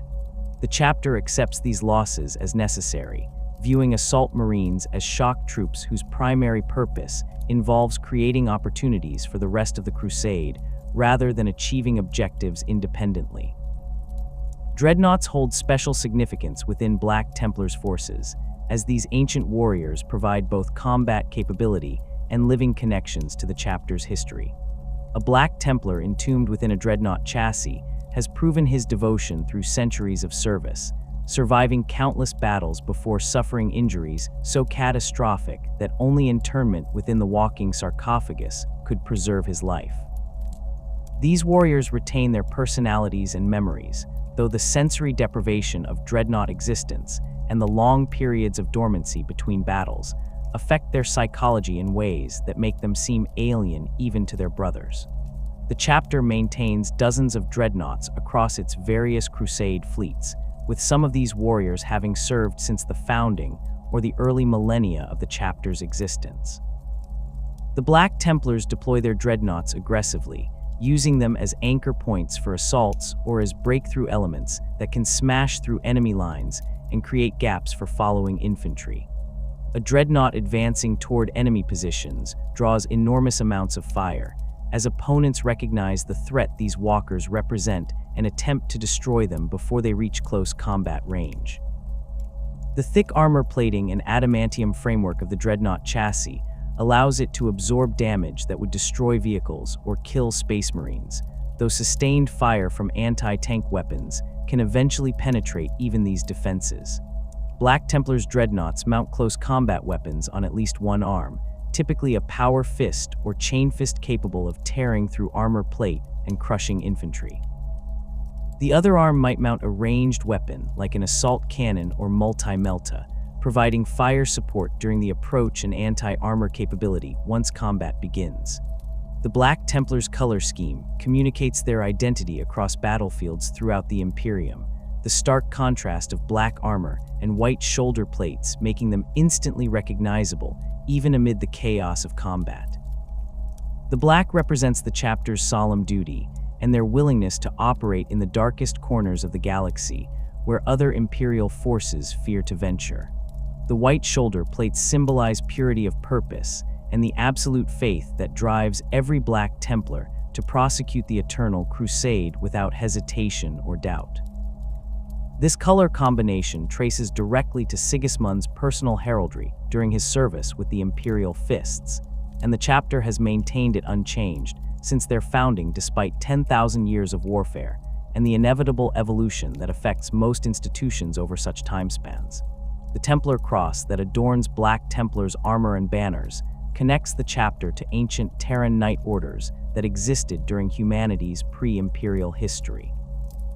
The cross design, with its distinctive flared arms that widen at the ends, appears on shoulder plates, chest plastrons, and vehicle hulls throughout the chapter's forces. The symbol carries multiple layers of meaning within Black Templars' culture. It represents the Emperor's protection, with the forearms symbolizing his watchfulness extending in all directions. It marks the bearer as a crusader, a warrior committed to holy war against the enemies of mankind. It serves as a recognition symbol that allows Black Templars to identify their brothers, even when heraldry and markings might otherwise create confusion on chaotic battlefields. The cross appears in white on black backgrounds and black on white backgrounds, depending on the specific armor location and the individual warrior's preferences. The Armor of Faith represents one of the chapter's most sacred relics, a suit of Artificer power armor that has been worn by High Marshals and champions throughout the Black Templars' history. The armor's origins remain unclear even to the chapter's chaplains, with some records suggesting it dates to the Great Crusade, while others indicate it was crafted shortly after the chapter's founding. The suit incorporates materials and construction techniques that modern artificers cannot fully replicate, suggesting it was created during a period when the Imperium possessed technological capabilities that have since been lost. The armor provides protection superior to standard power armor, its ceramite plates thicker, and its power systems more efficient than contemporary equipment. Purity seals cover every available surface, each one representing a prayer or blessing applied before a major battle. The armor has been damaged and repaired countless times, with replacement parts carefully crafted to match the original specifications as closely as possible. The black sword serves as the traditional weapon of the Emperor's champion, a blade whose history stretches back to the chapter's earliest days. The weapon measures slightly longer than a standard power sword, its extra reach providing tactical advantages in single combat against enemy champions. The disruption field that sheathes the blade when activated generates a distinctive black corona that gives the weapon its name, the energy field appearing as writhing darkness rather than the typical blue-white glow of conventional power weapons. This unusual appearance stems from modifications made to the field generator during the weapon's creation, adjustments that enhance the blade's armor-penetrating capability at the cost of the visual signature that normally allows warriors to track power weapons during combat. The Black Sword has claimed the lives of countless enemy champions, its edge having tasted the blood of Orc warlords, Chaos Lords, Eldar Farseers, and Tyranid Hive tyrants across 10 millennia of warfare. The Sword of the High Marshals passes from one chapter leader to the next, a master-crafted power sword that represents the authority and responsibility of supreme command within the Black Templars. Unlike the Black Sword, which remains in stasis when no champion serves, the Sword of the High Marshals sees constant use as each High Marshal carries it into battle throughout his tenure. The blade shows signs of its age and extensive combat history, with minor imperfections in the metal and wear patterns on the grip that no amount of maintenance can fully erase. The High Marshals who have wielded this weapon inscribed their names along the flat of the blade, creating a physical record of the chapter's leadership that stretches back to Sigismund himself. Current High Marshal Helbrecht carries the sword into every engagement, and his skill with the weapon has become legendary even among a chapter known for its close combat prowess. Sigismund's personal effects and equipment fragments constitute some of the most venerated relics within the chapter's possession. The Black Templars recovered what remained of their founder's armor after his death during the First Black Crusade, bringing the shattered ceramite plates back to the Eternal Crusader, where they were preserved in the Reclusiam Maximus. Individual plates from this armor have been distributed among the various Crusade fleets, allowing warriors across the chapter to venerate physical pieces of their founder. Some chaplains carry fragments of Sigismund's armor mounted on their Crozius Arcanum, believing that proximity to these relics enhances their spiritual authority. The chapter also preserves weapons that Sigismund used during his service, including several bolters and combat blades that predate the chapter's founding and saw action during the Horus Heresy itself. Relics associated with Rogel Dorn hold similar significance within Black Templars culture, connecting the chapter to their Primarch and the Imperial Fist's legion from which they descend. The Black Templars possess fragments of stone from the Imperial Palace that Dorn personally placed during the fortification's construction, recovered during renovation work in the millennia after the heresy. These stones rest in reliquaries aboard the Eternal Crusader and other major chapter vessels, physical links to the Primarch's greatest architectural achievement and the site where he defended the Emperor during the Siege of Terra. The chapter also maintains copies of tactical treatises that Dorn wrote during the Great Crusade, studying his strategic philosophy and attempting to apply his principles to their own operations, despite the significant differences between Legion-scale warfare and the smaller engagements that Crusade fleets typically conduct. Personal heraldry allows individual Black Templars to display their achievements and Crusade participation while maintaining the chapter's overall visual identity. A warrior's right shoulder plate typically bears the Templar cross in white against the black armor, marking him as a member of the chapter. The left shoulder plate provides space for personal heraldry, where the warrior displays symbols representing his current crusade, his most significant battles, or honors he has earned through exceptional service.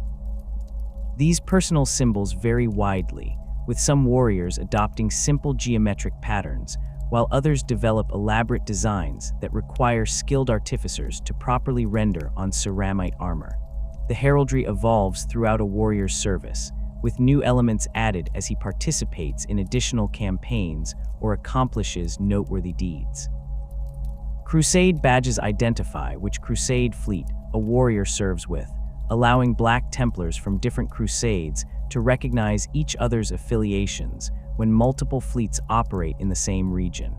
These badges typically incorporate the Templar cross, along with additional symbols that relate to the Crusade's name or primary objectives. A crusade focused on purging orc populations might display crossed chainswords behind the cross, while one dedicated to hunting heretics could incorporate flames or an open book representing imperial law. The badges appear on shoulder plates, vehicle hulls, and banners throughout the Crusade fleet, creating visual cohesion that helps maintain unit identity despite the chapter's distributed structure and lack of centralized command. Campaign honors mark participation in significant battles or wars, with warriors adding symbols to their armor that commemorate specific engagements. A Black Templar who fought during the Third War for Armageddon might display a stylized representation of that world on his armor, while one who participated in the defense of Cadia before its fall could incorporate fortress imagery. These honors accumulate over a warrior's service, with veteran sword brethren sometimes displaying dozens of campaign markers that tell the story of their decades or centuries in the chapter. The practice allows warriors to maintain connection to their past battles and the brothers who fell during those engagements, ensuring that significant campaigns remain part of the chapter's living memory rather than becoming mere entries in historical records. Chains of devotion represent one of the most distinctive aspects of Black Templars' appearance, with warriors affixing lengths of chain to their armor as physical manifestations of their oaths and commitments. The practice originated early in the chapter's history, with the first Black Templars adopting chains as symbols of their binding to the eternal crusade and their rejection of any life beyond warfare. A neophyte receives his first chain upon swearing his crusade vows, a simple length of iron links that he attaches to his carapace armor. As he advances to initiate and then potentially to sword brother, he adds additional chains representing new vows, significant battles, or personal commitments to the Emperor's service. Some chains incorporate specific symbolic elements, a link taken from a destroyed enemy vehicle, a clasp fashioned from a defeated champion's armor, or decorative elements that reference particular battles or fallen brothers. The chains serve practical purposes beyond their symbolic significance. Warriors use them to secure equipment, attach purity seals or oath papers, and create physical connections between squad members during boarding actions or operations in hazardous environments. The weight of the chains, which can become substantial as warriors accumulate more of them throughout their service, serves as a constant reminder of the oaths they have sworn and the expectations that the chapter places upon them.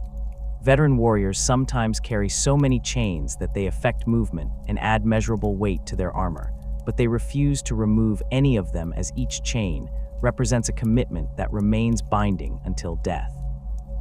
The Feast of Blades competition brings together the Black Templars and other Imperial Fist's successor chapters in a tournament that combines martial competition with religious observance and fraternal gathering. The event occurs once per Terran century, with representatives from the Imperial Fists, Crimson Fists, Black Templars, and other successors converging on Terra or another mutually agreed location. The competition consists of individual combat trials, where champions from each chapter face each other in ritual duels, fighting with practice weapons or powered-down equipment to first blood rather than to the death. The Black Templars take this competition extremely seriously, viewing it as an opportunity to demonstrate their superiority over their cousin chapters and to honor their shared heritage with the Imperial Fists Legion. The selection of champions to represent the Black Templars at the Feast of Blades involves trials held across the various crusade fleets, with warriors competing for the honor of attending the gathering. These preliminary competitions can span months as word spreads through the chapter, and warriors travel to designated gathering points to test themselves against their brothers. The trials emphasize close combat skill, as the Feast of Blades tournament focuses primarily on melee dueling rather than ranged combat or tactical exercises. Warriors who demonstrate exceptional ability with blade and chainsword earn selection to the chapter's delegation, though the chaplains also evaluate candidates' understanding of chapter doctrine and their ability to represent the Black Templars appropriately when interacting with other Imperial Fist successors. The tournament itself follows ancient traditions that date back to the earliest feasts held in the centuries after the Second Founding. Each participating chapter sends a delegation of its finest warriors, typically numbering between 10 and 20 champions, depending on the chapter's current strength and operational commitments. The duels occur in a specified order, with champions facing opponents from other chapters in single combat, while representatives from all participating chapters observe. The matches combine elements of sport and religious ritual, with chaplains from the various chapters offering prayers before each bout and blessing the weapons used in competition. The warriors fight with intensity that sometimes results in serious injuries despite the non-lethal nature of the weapons, as the pride of their chapters and the honor of their Primarch's legacy drives them to maximum effort. Black Templars champions approach these duels with the same absolute commitment they bring to actual combat, viewing defeat as personal failure and dishonor to the entire chapter. The competitive nature of the event sometimes creates tensions between the Black Templars and their cousin chapters, particularly the Imperial Fists themselves, as the Black Templars' aggressive fighting style and refusal to acknowledge defeat, even in ritual combat, can offend more restrained warriors. The chaplains work to manage these tensions, reminding their champions that the Feast of Blades serves to strengthen bonds between the Imperial Fist's successors rather than to create rivalries, though this message often conflicts with the natural competitiveness that the chapter cultivates in its warriors. Vow-taking ceremonies occur throughout a Black Templar's service, marking transitions between different stages of his career and binding him to increasingly challenging objectives. The ceremonies follow similar patterns regardless of the specific vow being sworn, with the warrior kneeling before a chaplain in the presence of his brothers while declaring his intention and the terms of his oath. The chaplain questions the warrior about his commitment, testing whether he fully understands the implications of his vow and possesses the faith necessary to fulfill it. Once satisfied, the chaplain accepts the vow on behalf of the emperor and the chapter, recording it in the Crusade's chronicles and marking the warrior's armor with symbols that identify him as oath-bound. The content of vows varies dramatically based on the warrior's rank, experience, and personal circumstances. A neophyte swearing his initial crusade vow pledges to serve the chapter faithfully, to learn from his mentors, and to prove himself worthy of elevation to initiate through combat achievement. An initiate might vow to slay a specific number of enemies, to hold a particular position against all attackers, or to recover a sacred relic from enemy territory. Sword brethren often swear vows that involve hunting specific enemy champions or accomplishing objectives that require exceptional skill and courage.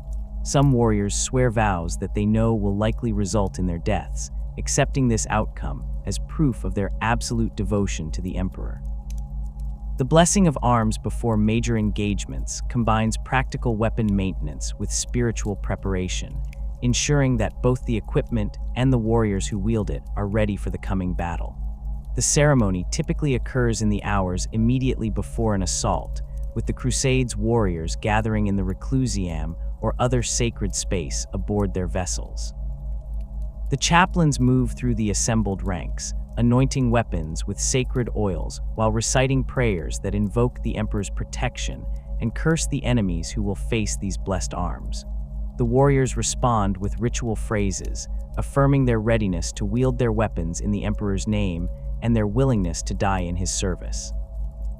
The oils used in these blessings come from tarot itself, precious substances that the chapter acquires through its relationship with the ecclesiarchy and maintains in carefully sealed containers aboard its vessels. The chaplains apply the oil sparingly, a single drop on each weapon striking surface or barrel, ensuring that the limited supply lasts for years of campaigns. The warriors believe that weapons blessed in this manner strike truer and harder, that bolter rounds fired from anointed weapons find their targets with greater accuracy, and that chainsword teeth blessed by a chaplain cut through armor more easily. Whether these beliefs reflect genuine divine favor or psychological effects that enhance combat performance remains irrelevant to the Black Templars, who accept as fact that faith and proper ritual observance provide tangible benefits during battle. The chapter maintains numerous other traditions and practices that reinforce its identity and preserve continuity across generations of warriors. The practice of naming weapons and vehicles after fallen heroes ensures that the memories of legendary Black Templars remain present in daily operations. A land raider might bear the name of a marshal who died defending it during a desperate last stand, while a power sword could carry the name of the sword brother who wielded it for 3 centuries before finally falling in battle. These naming practices create connections between current warriors and the chapter's history, reminding them that they walk paths carved by heroes who came before, and that future generations will judge them by the same standards. The tradition of collecting trophies from defeated enemies allows warriors to maintain physical evidence of their victories and to study the equipment and capabilities of the forces they face. A Black Templar might take a weapon from a slain orc warboss, a piece of armor from a chaos champion, or a banner from an enemy formation that his squad destroyed. These trophies receive blessing from the chaplains to cleanse any taint they might carry, then are mounted in the warrior's personal space aboard the crusade vessel or attached to his armor as additional decoration. The practice serves multiple purposes. It honors worthy opponents who provided challenging combat, it demonstrates the warrior's prowess to his brothers, and it provides tangible reminders of battles that might otherwise fade from memory.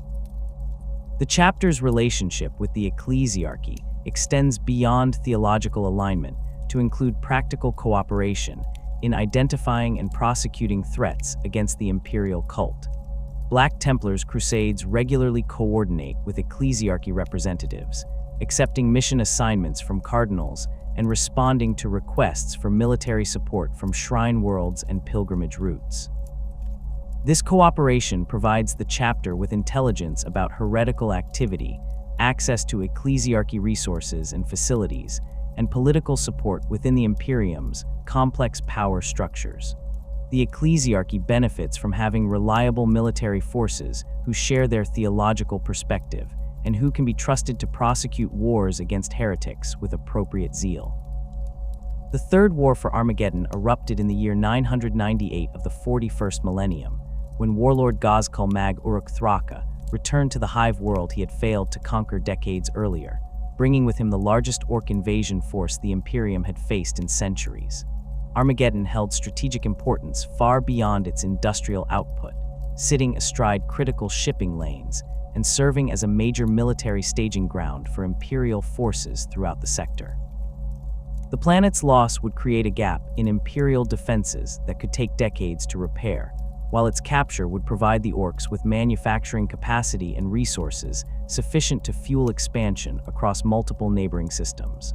High Marshal Helbrecht recognized the threat immediately upon receiving word of the invasion, understanding that this represented exactly the kind of existential challenge that demanded the Black Templars' full commitment. Helbrecht issued a general summons across the chapter's Vox network, calling every crusade within range to converge on Armageddon. The response exceeded even his expectations, with multiple crusade fleets altering their courses and abandoning their current objectives to answer the call. Within weeks, Black Templars forces numbering in the thousands had gathered in the Armageddon system, representing one of the largest concentrations of chapter strength since the founding. The assembled fleet included battle barges, strike cruisers, and numerous escort vessels, along with the Eternal Crusader itself serving as the command center for coordinating the various crusades' operations. Helbrecht established his command post aboard the flagship, working with his marshals to develop a comprehensive strategy for defending the planet against the Orc horde. The campaign that followed tested the Black Templars in ways that differed significantly from their typical operations.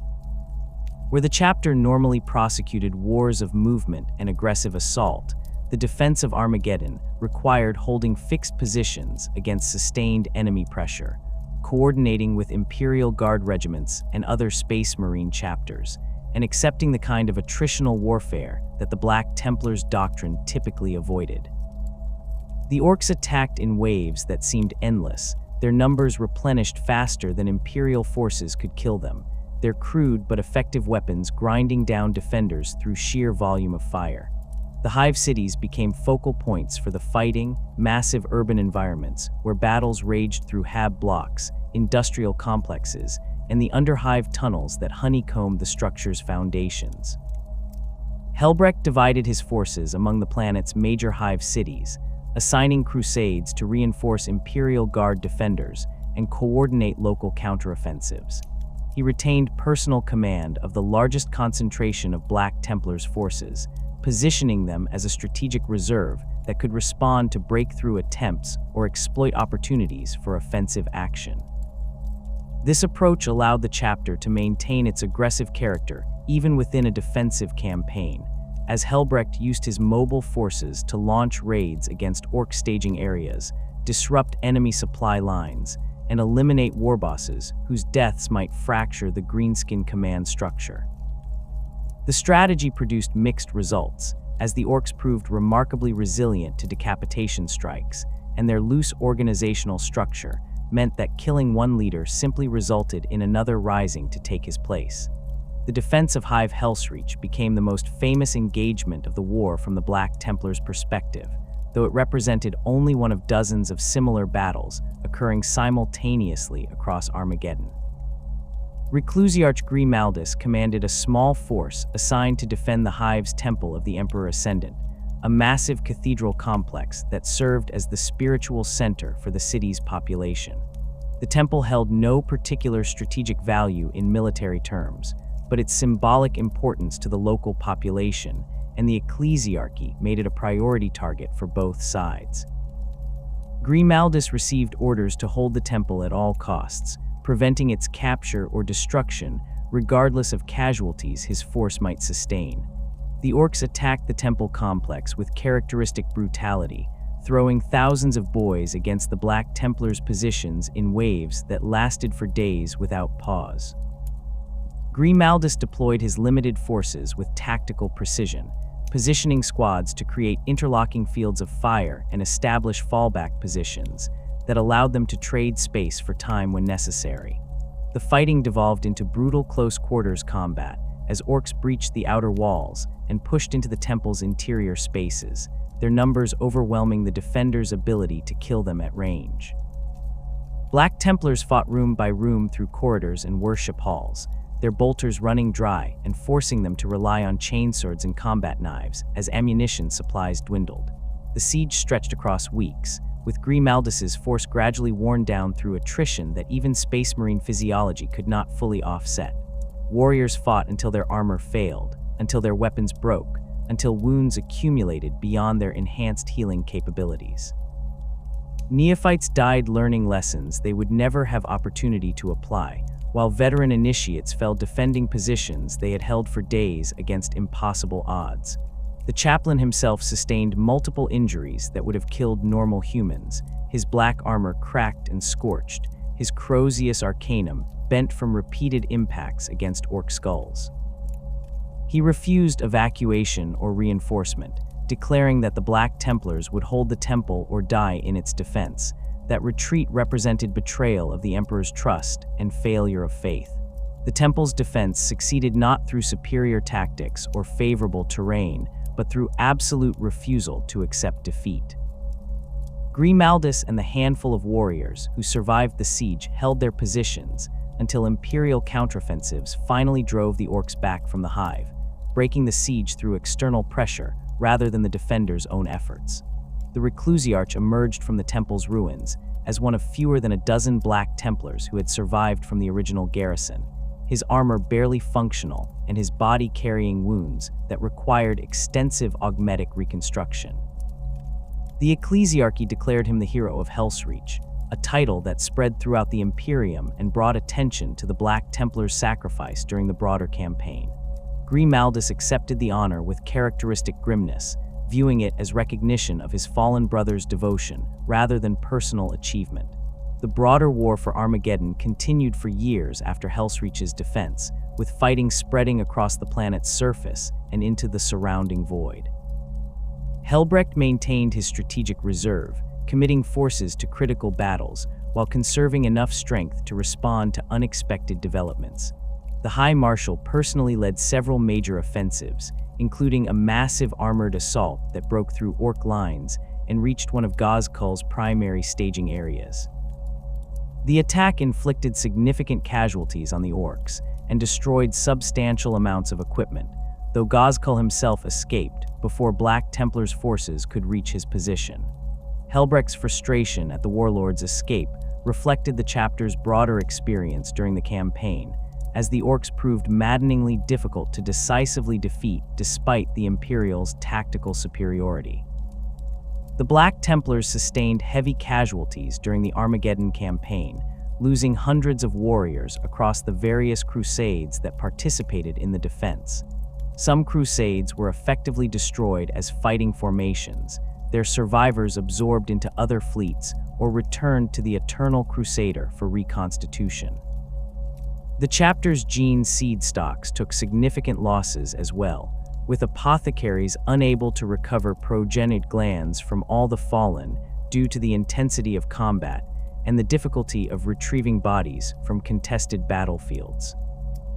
The strategic impact of these losses would affect the chapter for decades, as the reduced numbers limited how many simultaneous operations the Black Templars could conduct and forced some crusades to operate below optimal strength while they rebuilt through recruitment and training.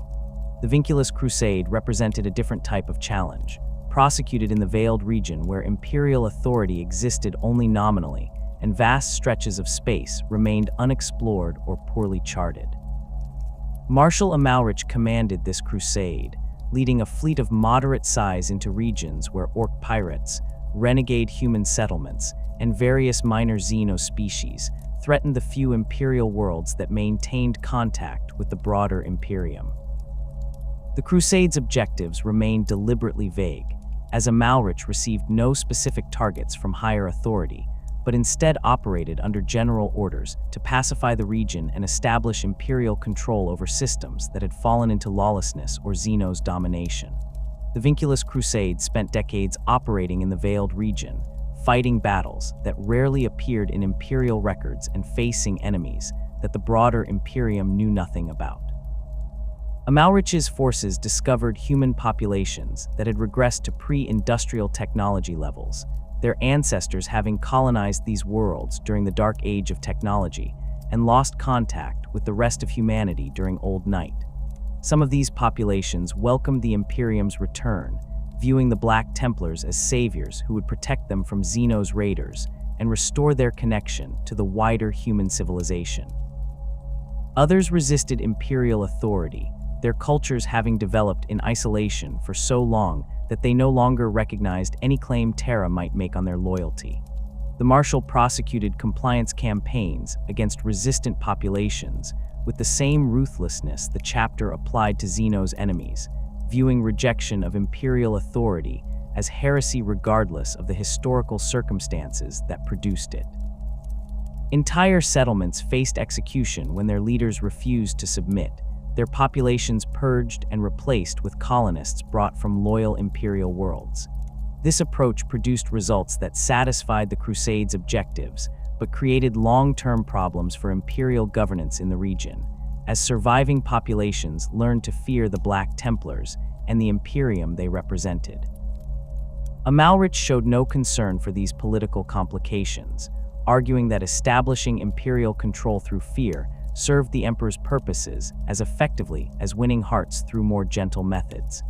The Xeno's threats in the Veiled region included species that the Imperium's xenobiologists had never catalogued, creatures whose origins and capabilities remained mysterious even after the Black Templars exterminated them. One species appeared to be silicon-based life forms that inhabited asteroid fields and attacked ships passing through their territory, using weapons that fired superheated rock fragments. Another consisted of psychic parasites that infected human hosts and used them as puppets to spread their influence through imperial settlements. Amalric's forces developed specialized tactics for combating each new threat, adapting their standard doctrine to account for enemies whose capabilities differed significantly from the orcs, chaos cultists, and other familiar opponents that the chapter typically faced. The Crusade established a network of fortress monasteries on worlds throughout the Veiled region, creating permanent Black Templars' presence in systems that required ongoing protection against Xeno's incursions. These fortifications differed from traditional chapter facilities, as they housed only small garrisons rather than serving as major bases for Crusade fleets. The garrisons rotated regularly, with squads spending months or years defending a particular world before returning to the main fleet and being replaced by fresh warriors. This deployment pattern allowed the Crusade to maintain control over vast regions of space while concentrating the majority of its strength in mobile formations that could respond to major threats. The opening of the Great Rift in the early 42nd millennium created challenges that dwarfed anything the Black Templars had faced during their 10,000-year history. The massive warp storm split the galaxy in half, cutting off entire segmentums from Terra and creating zones where reality itself became unstable. Demon incursions erupted across thousands of worlds simultaneously. Chaos cults that had operated in secret for generations revealed themselves and launched coordinated uprisings, and the already strained imperial military found itself facing threats on every front without sufficient forces to address them all. The Black Templars responded to this crisis as they had to every previous challenge, by intensifying their crusading efforts and seeking out the most dangerous war zones where their intervention might prove decisive. The return of Roboute Guilliman and his launch of the Indomitus Crusade provided the Imperium with coordinated leadership it had lacked since the heresy, but it also brought complications for the Black Templars. Guilliman's strategic vision emphasized consolidation and defense of core imperial territories, establishing stable defensive lines that could withstand chaos assaults while imperial forces rebuilt their strength. This approach conflicted fundamentally with the Black Templars' doctrine of perpetual offensive operations and their preference for seeking out enemies rather than waiting to be attacked.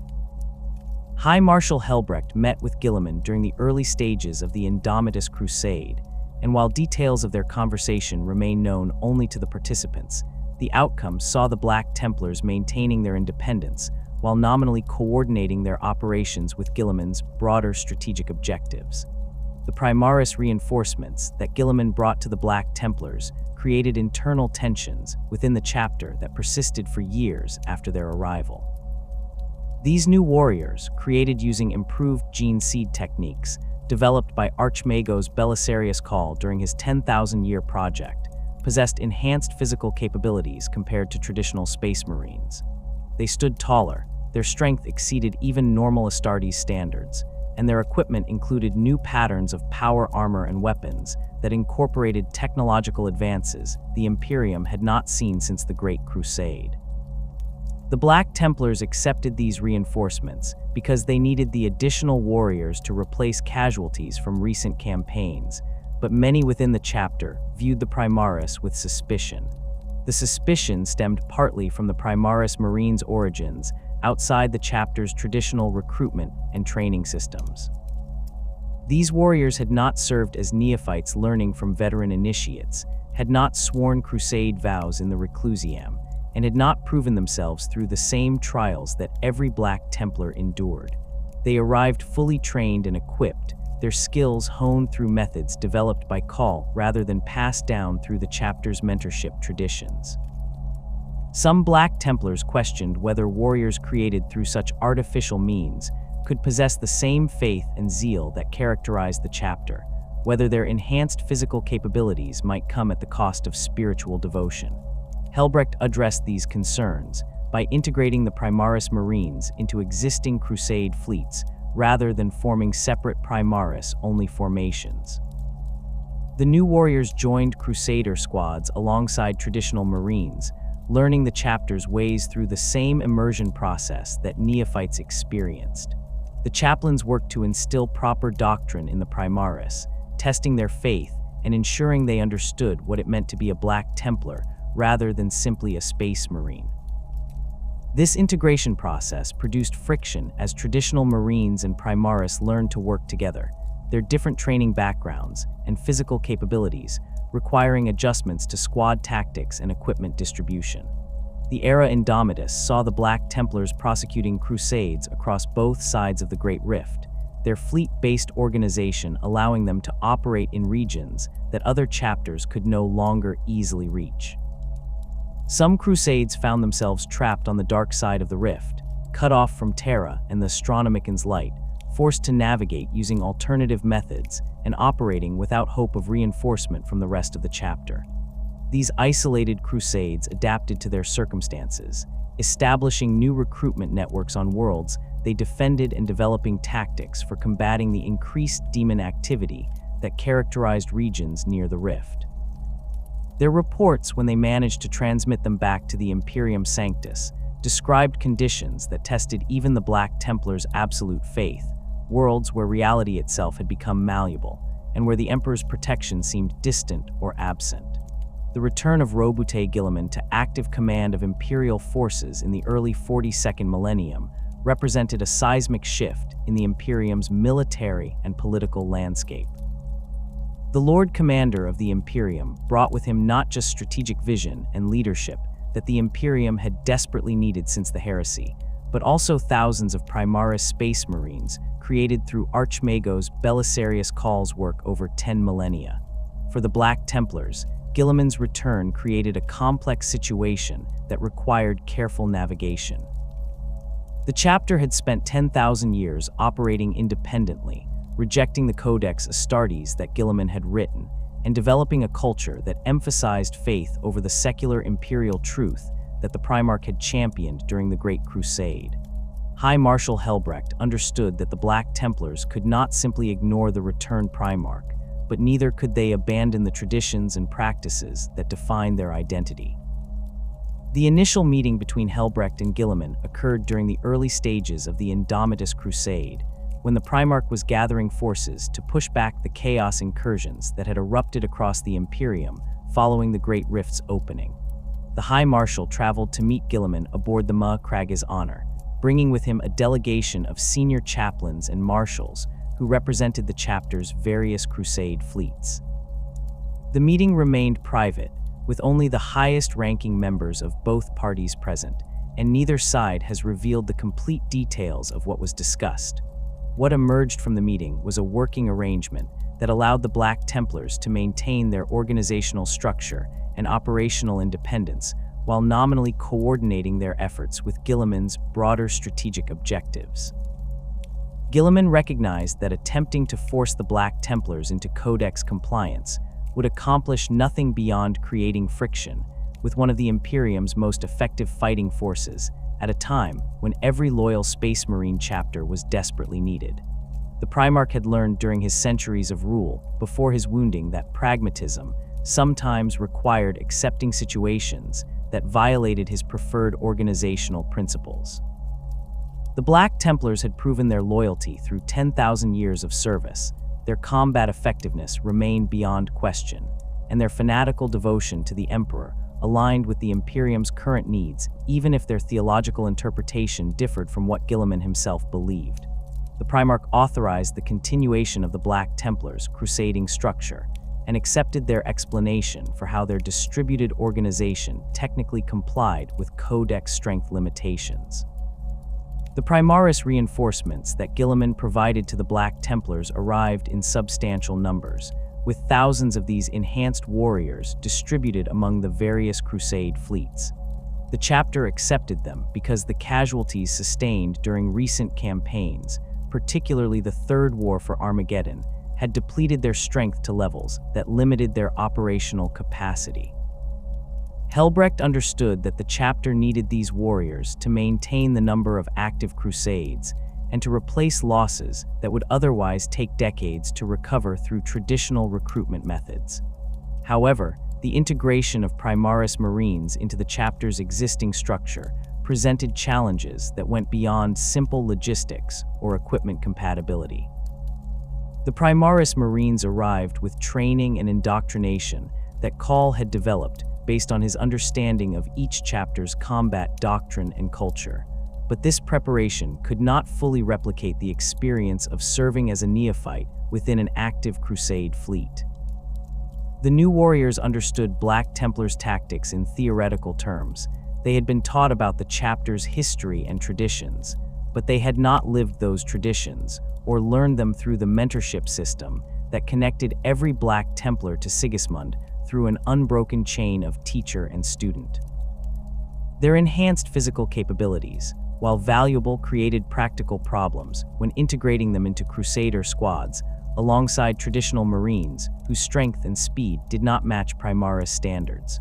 Squad tactics that had been refined over centuries suddenly required adjustment to account for warriors who moved differently and whose weapons operated on different principles than the equipment the chapter had used since its founding. Helbrecht addressed these integration challenges by ordering that Primaris Marines be distributed throughout existing Crusade fleets rather than forming separate Primaris-only formations. Each marshal received a proportion of the new warriors based on his crusade's size and current strength, with instructions to incorporate them into regular crusader squads, where they would learn proper Black Templars methods through immersion in the chapter's culture. The chaplains received responsibility for ensuring that the Primaris Marines understood and internalized the chapter's faith-based approach to warfare, testing them through the same spiritual examinations that traditional Marines underwent and requiring them to swear crusade vows that bound them to the eternal crusade's objectives. This approach created friction as traditional Marines and Primaris learned to work together, but it prevented the formation of a separate Primaris identity within the chapter that might have eventually fractured the Black Templars into two distinct groups. The new equipment that accompanied the Primaris reinforcements provided the Black Templars with capabilities they had previously lacked. The Mark X power armor that Primaris Marines wore incorporated technological advances that improved protection and mobility compared to older armor patterns, while also featuring modular design that allowed warriors to reconfigure their suits for different tactical roles. The call pattern bolt rifles that many Primaris carried offered superior range and accuracy compared to standard bolters, though some Black Templars viewed these weapons with suspicion due to their emphasis on ranged engagement over the close-quarters combat that the chapter preferred. The new close combat weapons that Call had developed, including power swords and combat knives scaled for Primaris physiology, proved more acceptable to the chapter's warriors as they enhanced rather than replaced the melee-focused approach that defined Black Templars' doctrine. The integration of Primaris Marines into the chapter's command structure proceeded gradually as these warriors proved themselves through combat service and demonstrated understanding of Black Templars' traditions. Some Primaris advanced to positions of authority within their crusades, earning recognition as squad leaders or even castellans who commanded fighting companies.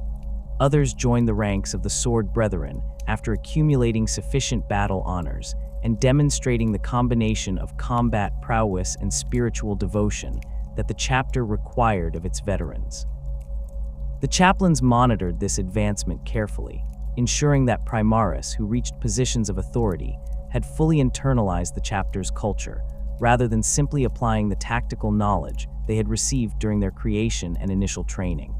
High Marshal Helbrecht's leadership during the era Indomitus focused on maintaining the chapter's operational tempo, despite the challenges created by the Great Rift and the changed strategic situation across the Imperium. The Rift's opening had split the galaxy in half, creating the Imperium Sanctus on the Terra Ward side and the Imperium Nihilus on the far side, where the Astronomican's light could not reach. This division affected the Black Templars less than it did many other chapters, as their fleet-based organization meant they had no homeworld that might have ended up on the wrong side of the rift, and their distributed structure ensured that crusades operated on both sides of the divide.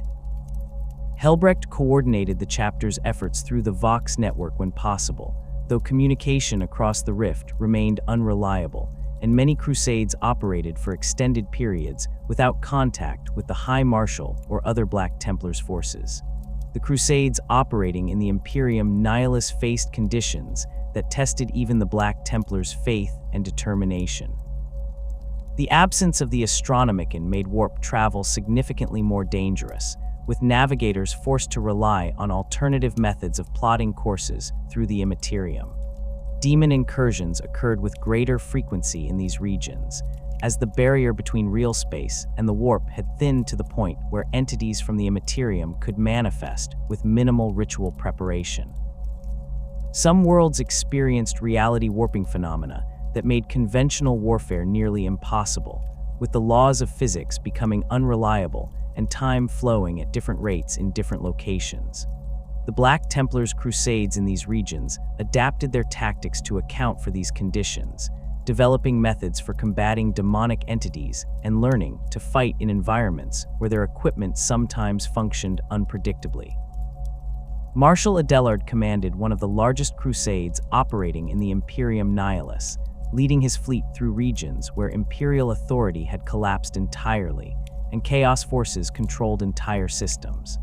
His crusades specialized in striking at chaos-held worlds, conducting raids that destroyed enemy infrastructure and eliminated traitor leaders before withdrawing to avoid prolonged engagement with superior forces. Adelard's tactics emphasized speed and violence, with his forces hitting targets that other imperial commanders considered too well defended to assault. The Marshal accepted high casualty rates in exchange for the strategic impact these raids produced, understanding that every chaos stronghold his crusade destroyed weakened the enemy's ability to project power throughout the region. The Crusade's operations included a successful assault on a forge world that had fallen to the Dark Mechanicum, the heretical faction of the Adeptus Mechanicus that had pledged itself to chaos during the Horus Heresy. The world's factories produced weapons and equipment for traitor forces throughout the sector, making it a high-priority target despite the formidable defenses that the Dark Mechanicum had established. Adelard's forces conducted a multi-stage operation that began with boarding actions against the orbital defense platforms, continued with drop pod assaults that secured landing zones on the planet's surface, and culminated in armored advances that pushed through the forge complexes to reach the primary manufacturing centers. The Black Templars destroyed the facilities they could not hold, denying the Dark Mechanicum access to production capacity that would have taken years to rebuild. The Crusade withdrew before traitor reinforcements could arrive, having accomplished its objective despite sustaining casualties that reduced Adelard's effective strength by nearly a third. The Crusades operating in the Imperium Sanctus faced different but equally challenging conditions, as this region experienced the full weight of Guilliman's reorganization efforts and the strategic reorientation that the Lord Commander imposed on Imperial military forces. Some marshals chafed under the increased coordination that Guilliman's command structure required, viewing it as interference with their traditional independence. Others recognized the benefits that cooperation with other imperial forces provided, particularly when prosecuting campaigns against enemies that required more resources than a single crusade could bring to bear.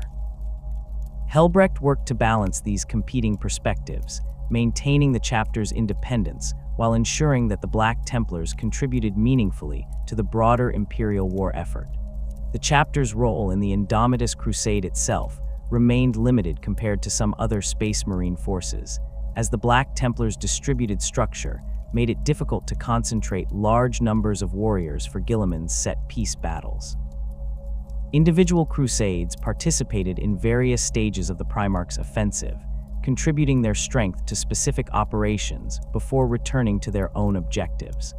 The Black Templars provided particular value in the Crusade's later stages, when Guilliman's forces had pushed deep into contested territory and required mobile reserves that could respond to threats against extended supply lines or newly conquered worlds. Several Crusade fleets operated as rapid response forces, moving between systems to address emerging crises and providing the kind of aggressive intervention that the Black Templars specialized in.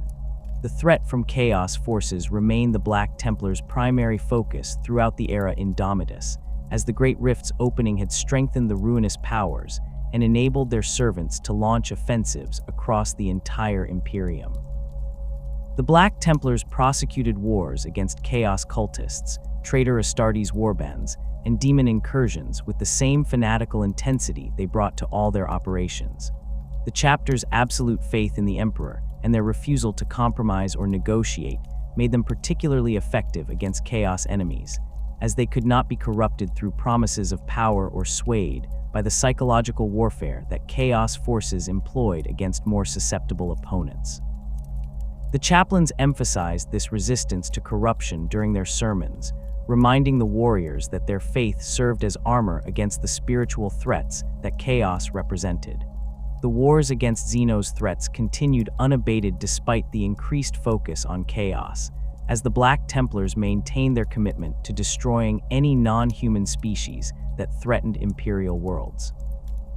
Orc incursions remained a constant problem across multiple sectors, with greenskin warbands taking advantage of the Imperium's distraction with Chaos to launch raids and establish strongholds on worlds that lacked sufficient defenses. The Black Templars responded to these threats with their characteristic aggression, conducting search and destroy operations that hunted orc forces through wilderness regions and launched assaults on their fortified positions. The chapter's experience fighting orcs during the Third War for Armageddon proved valuable during these operations, as the lessons learned during that campaign informed tactical decisions and helped marshals anticipate how orc forces would respond to different approaches. The Tyranid threat grew more severe during this period as well, with multiple hive fleets approaching the Imperium from different vectors and consuming everything in their paths. The Black Templars engaged Tyranid forces on numerous occasions, learning through hard experience how to combat an enemy that adapted to their tactics and whose numbers seemed limitless. The chapter developed specialized approaches for fighting Tyranids, emphasizing the importance of eliminating synapse creatures that coordinated lesser organisms and targeting bioships before they could deploy their living cargoes to planetary surfaces. These operations required the kind of coordination with Imperial Navy forces that the Black Templars traditionally avoided, but the Marshals recognized that void superiority was essential when fighting an enemy that traveled between worlds in living spacecraft.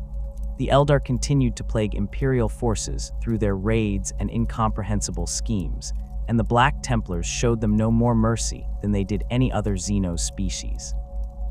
The chapter's encounters with Craftworld Eldar typically involved responding to raids on Imperial worlds or intercepting Eldar forces attempting to accomplish objectives that the aliens refused to explain.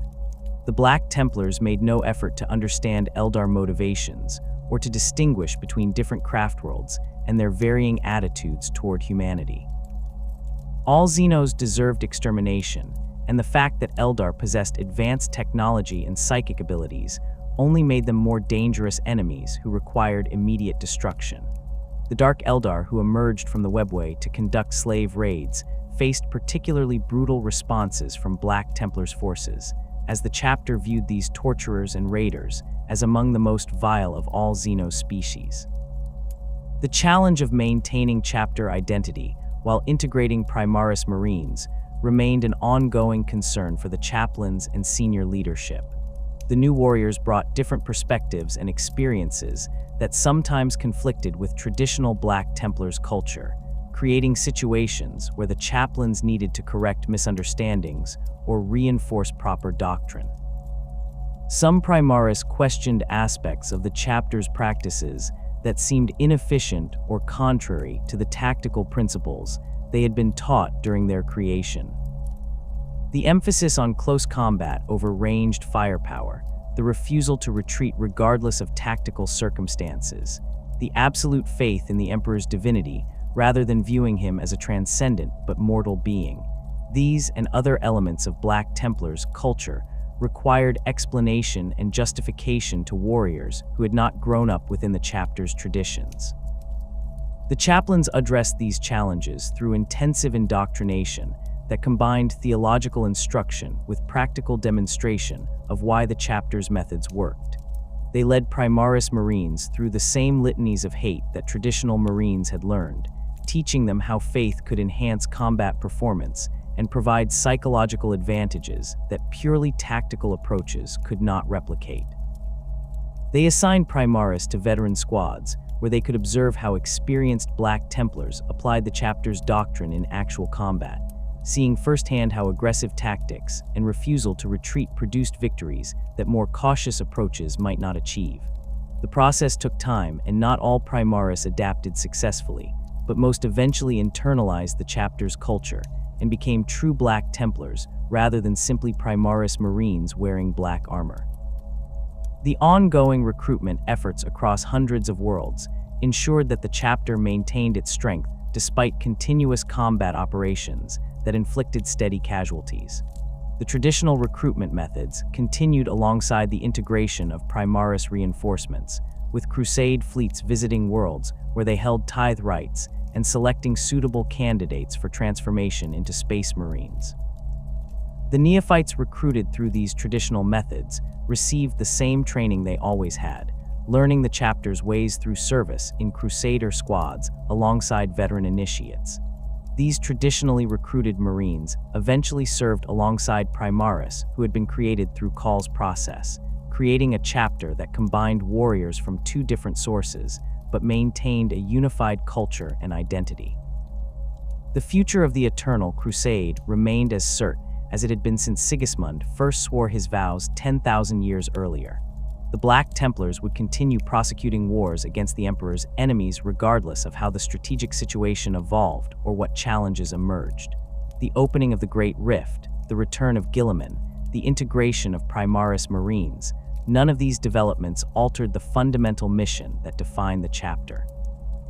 Every Black Templar understood that he would fight until death claimed him, that the crusade would continue long after his own service ended, and that future generations would carry forward the traditions and faith that connected them all to their founder.